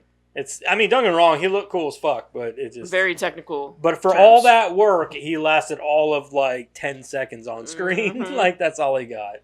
Big scary man. Oh, never mind. Oh, then a dock falls. Not even the whole dock falls on him. Just part of I feel like a bunch of wood falling on a guy, especially a guy of that magnitude, and like super shredder, like part of a dock, and some barrels fall on him and he dies. Like, nah. The actual shredder, like not super shredder, fell into a fucking dumpster from like 6 stories and got crushed and then dumped into the dump and still survived. That motherfucker got up like nothing hurt. Yeah, he just walked on like I challenge. He's got some scratches. But yeah, he got a few scratches on his face. They will pay for what they did to me. Like, yeah, like what? Did what? Yeah, you weren't pretty before. Yeah, they made you look more badass. If anything. If anything, hell, go without the mask, more dude. defined eyebrows. Yeah. Like The only thing the mask is doing for you is making your voice sound more scary. Bad guy version of a spa day. Yeah. All right, go ahead, man. It's a sad, desperate episode of a children's cartoon made into a mess of a live-action flick. It too often jumps from scenes of violence and mixes it into unfunny gags and eye-roll-worthy dialogue. It's kind of a step down, don't you think? Blah, blah, blah, blah. Blah, blah, blah, blah, blah. Poor plot, poor acting, poor writing, poor action. I did like when he was pretending to be one of those pop-up clown. And that was pretty funny. Now back to what I was saying, where I was saying like the whole going back to the, he's like, Rotten Tomatoes thing. A lot of these people saying "Go Ninja, go Ninja, go." Makes sense. That's it. All right. Oh, last but not least, Sweet Ass Trivia with Karen. Goddamn right. Though the first movie. Oh wait, hold on. Karen, to you. With the trivia. No, you're supposed to be like, "Hi, I'm Karen. Hi, this is trivia. I'm Karen. This is trivia." Shut up! Oh, you found the bumps then. Oh, I did leave it too close. Weak. There's nothing in there anyway. Come on, kids. Though the first movie had exceeded all expectations, Golden Harvest wasted no time greenlighting a sequel because they thought the franchise was going to burn out quickly and were surprised that it had lasted as long as it did. They wanted to get this movie out in theaters as soon as possible, which is why the film came out less than a year after the first movie's release. Ernie Reyes Jr. was Donatello's fight double in Teenage Mutant Ninja Turtles 1990. The producers liked Reyes so much they created the role of Kino just for him to replace the ultra-violent Casey Jones. This is the only time we see the character called Kino, and he is never mentioned again in any other variants of the TMNT. Which is sad because I think Kino is a really good character. Yeah, he was completely kind the whole time. He was good. He was like kind. wholesome. He was like a Ninja Turtle, but not a turtle. And I thought it was great. I think he's somebody who could have existed in the comic books. He could have. As just a normal fucking kid who was a martial artist. Honestly, it kind of who apprenticed under like Splinter or something. It kind of seemed like they were gonna build on his character some more too, because he was having that moment in the end. And honestly, he didn't even listen to Splinter. No, he just kind of ran off. He's like, "You can't keep me here." And he's like, "Yeah, you're right." Yeah, and that was the end of it. Like they really don't like Kino's character literally has no arc in this movie at all. No arc at all. Like he is really just there as filler, kind of, you know. To replace the Like, he's ultra-violent great. Casey Yeah. Jones. Yeah. But Except yeah, Casey Jones actually has a plot line. Yeah. But yeah, they could have built on him. Mhm. I wish they would have. Yeah, I like Keno. I like. I like Earl Reyes. Yeah, I think he's great. I think he's an awesome fucking fighter. Fuck yeah, he is. If you haven't seen the rundown and you don't care about The Rock, just go watch that scene where he beats the fucking living piss out of The Rock. Fuck, just go watch Surf Ninjas. Yeah, go watch Surf Ninjas. It's completely cheesy. When Yeah. he's in the fucking... I love Surf Ninjas. But like my favorite Newsflash, scene... we won. No, my favorite... Oh, and then he falls back down the steps. Yeah. No, my favorite scene is when Rob Schneider's in the wheelchair and he starts talking Scottish about his legs that don't. I'll come down there and kick your ass with a leg that doesn't even work. He starts flipping around. Yeah, fucking Rob Schneider's red hair. Oh, it's terrible. Oh shit. Okay. Maybe if I wish it. Oh, what if I had these powers? What if I lost these powers? Oh, what? Well, shit. Teenage Mutant Ninja Turtles 1990. The Turtles' facial expressions were cable operated, with all the motors, servos, etc. housed in the shell. In this movie, thanks to newer technology, the animatronics were much smaller and lighter and were built into the face itself, but they couldn't see. One main concern that Kevin Eastman and Peter Laird had was that the second and any subsequent movie stay as much away from the cartoon show and as close to the original black and white comics as possible as the first movie did. They felt that there were plenty of material in the black and white books to form the basis for another good movie. They both felt that Shredder should not appear in the second movie. Laird even planned a scene where a garbage man found Shredder's helmet crushed and twisted, which would have been a subtle hint, subtle enough way to refer to this ambiguous fate from the first film, and set the producers for his appearance in a third movie. Which would have been great. Surf Ninjas? Honestly, yeah. However, the producers wanted the movie to be closer to the cartoon and therefore decided to have Shredder return in this movie It would have instead. been so epic if they would have just like left him out of the second one completely. You see where I'm going? Yeah. Like where? Oh no, I know. I Yeah. know. Yeah, like leave him out of the second one, bring him in back for the third one as like the main villain, and like have this epic fucking battle would be amazing. Yep. Is that in the box, Surf Ninjas? I thought don't it was. know. I thought No, I we don't put it in the Remind box. me and I'll look here in a minute. In the original comic story, the Ooze was made by stranded aliens called the Ultrons through a front company called TCRI, Techno Cosmic Research Institute. And since the final script did not include the Ultrons, the company was changed to TGRI, Techno Global Research Industries. So I guess like my problem with this is like why wouldn't they leave that in and then use that for like a premise or a basis for the third movie instead of time travel?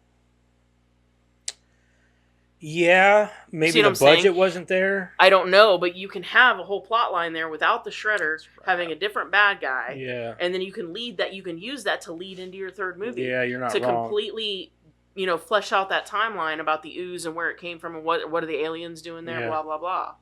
Yep. Maybe that was a little too sci-fi for I don't know. Maybe. The building used for the entrance to April's apartment is the office to the New York location of Jim Henson's Creature Shop. Thought that was cool. Originally, the studio wanted Bebop and Rocksteady from the Teenage Mutant Ninja Turtles cartoon to appear. However, Kevin Eastman and Peter Laird were not in favor of it, so Toka and Razor were created. Toka and Razor became so popular that they made an appearance in the cartoon in season 7. Aside from Super Yeah, they Shredder, Yeah, they did. grabbing And then they also actually in the CG show, they brought in a Toka and Razor-esque. Like I don't know if they were called that, but they looked just like them in the CG version also. Oh, okay. So Aside from Super Shredder grabbing Leo and throwing him and the other 3 turtles during the destruction of the pier, the turtles make no physical contact with Shredder throughout the film.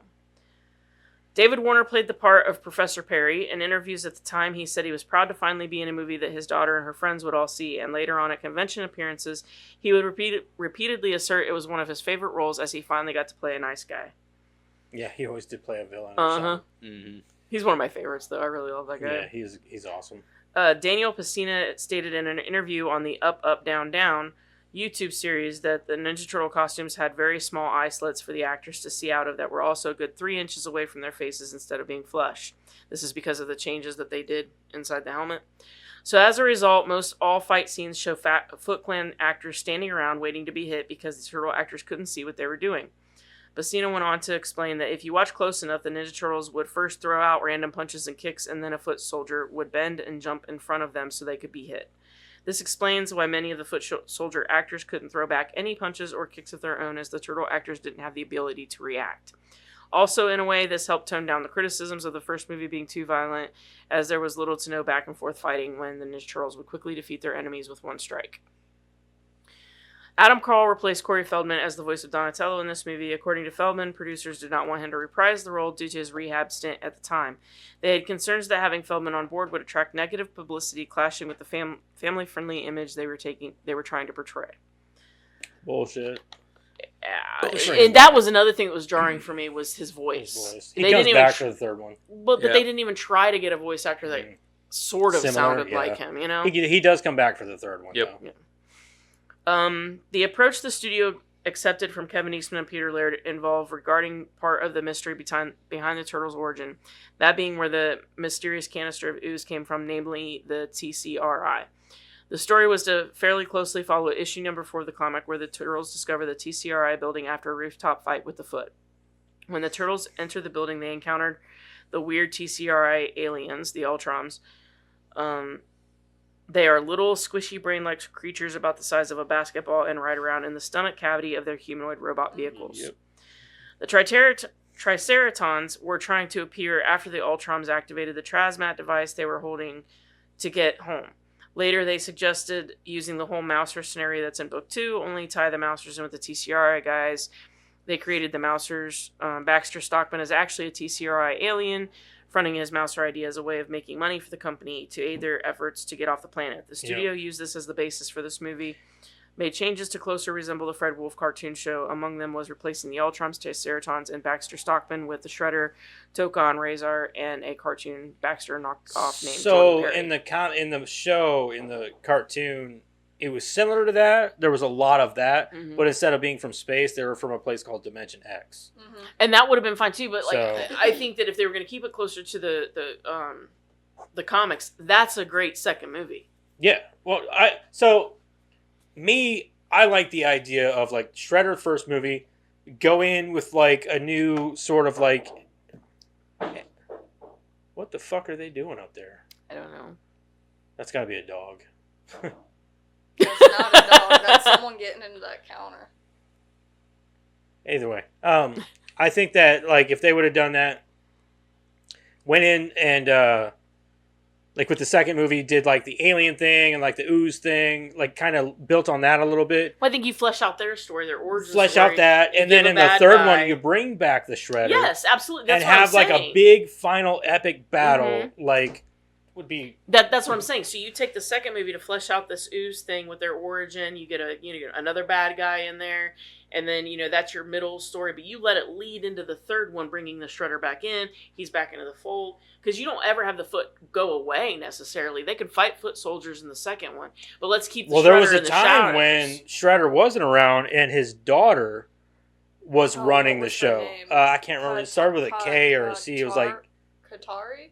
It was like Kyrie or Kari or I can't remember her name. You're talking about the 2013 one, right? Well, she's in the comic books too, Oh. because her and Raphael have this on again, off again thing where they're like feuding and then they're friends and blah blah blah.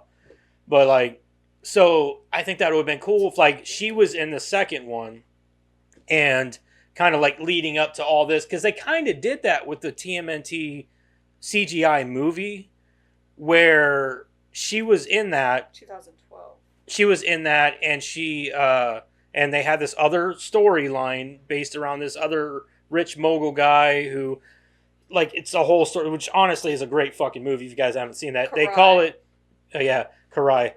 They call it essentially like a sort of like fourth Ninja Turtle movie, because it was about like the Shredder wasn't in it. But by the end of the movie, there was hints that he was going to return. So, this chick's from Good Girls. She voices April in that show. I didn't know that. but yeah, I think that like that's a good idea. Like bring in the Shredder and kind of like have this big epic thing. I think you set the third one up to, like you said, be this big epic battle, Yeah. right? Or this big epic thing. But like in the second one, there's no reason why they couldn't have rounded out this Ooze thing. Why do you got to keep bringing the Shredder back? That gets stale after a while. Yeah, exactly. Yeah. At one point during the club scene with Vanilla Ice performing, Leif Tilden, the actor in the Donatello suit, was supposed to roll stuntman Daniel Pacina, one of the foot soldiers, and then do a sidekick like choreographed. However, Tilden decided to do a roundhouse kick instead without telling Pacina, and as a result, Pacina almost had his 2 front teeth knocked out. When the Turtles first encountered Toka and Razor, Michelangelo asks, "Didn't we see these guys on WrestleMania?" We talked about Kevin Nash being in there as kind of one of those things, but 25 years after this movie's release, action figures ended up being produced of Ninja Turtles dressed as pro wrestlers. Raphael's The Rock and Sting, Michelangelo's Macho Man Randy Savage and Roddy Piper, Donatello as the Ultimate Warrior and The Undertaker. Ironically, no Turtles were dressed as Kevin Nash. And now, for the strangest collaboration ever. Comic artist Frank Miller, of Dark Knight Returns and Sin City fame, co-wrote the song Ninja Rap, joining the collaboration with Vanilla Ice and DJ Earthquake. Miller mainly focused on lyrics, though his work is uncredited. Frank Miller helped write the lyrics for Ninja Rap. He wrote the lyrics for Ninja Rap. He wrote the lyrics for Ninja Rap. That is so fucking weird. That's why I said, now for the strangest Who's collaboration Frank Miller? ever. Sin City. Yeah, he was a comic book creator for Sin City and some other comic books. He's an artist. That is so fucking weird. That is You're weird. welcome. That is very rare. He's also the creator of Mad Max, isn't he? He did. He did the storyboards for it, I think. Well, he directed the most recent Mad Max movie. Yeah, he Fury did do that, Road. yeah. And Furiosa. Mm-hmm. Don't you like Fury Road? Yeah, oh yeah, the movie's amazing. I think he made me sit down and watch it, 'Cause but it's I fucking didn't amazing. realize what was going on. That is the because only it Mad was Max not movie I've interesting seen. to me. I've seen the other ones, but it's been so long. So anyway, What's in the box? What's in the fucking box? Eric's. Whoa. Hey, you're supposed Don't to break the Watch- box. watch Supposed the to find naked what's in the lady. Watch box. the What's naked- in the box? Don't break Hey, the box. this naked lady's been in my life ever since I started hanging out with my dad. There's one there that fell. I say we do Surf Ninjas. Die Hard. I was really hoping you were gonna pull out like Killer Clowns from Outer Space if you brought it up. What do you guys want out of me, man? You pull from the Evolution. box. That's the whole point of this show. We should do the Surfers movie. Yeah, we It's should. from We should do 93. this. Yeah, we should do Yeah, Surf Surf no, we Ninjas. already did. It's We from already 93. did. You know what? Madison, how many more weeks you got? It's like a lot. Like not 8, really. 9. There's only like 4 months in there's only like 4 months in a. Oh my god, I'm having a stroke. There's 4 weeks in a month. You've got till July. It's supposed to happen eventually, Karen. Okay, the stroke happens at least once. I didn't have one while I was reading, so it happened true. while I was trying to think. It's true. So which Die Hard is this? Is that what we're doing? Do whatever you guys want. Do whatever you want. We said evolution. You guys are talking about Surf Ninjas. We Like we don't pull from the box anymore, guys. We just do whatever we feel like doing now. Should we take a vote? I honestly don't care. I don't care what we do. Whatever you guys want to do. Evolution? You want to do evolution or do you want to do Surf Ninjas? Have you seen Evolution? Mm-mm. She's never seen either of them. I've never seen either. Surf Ninjas or Evolution.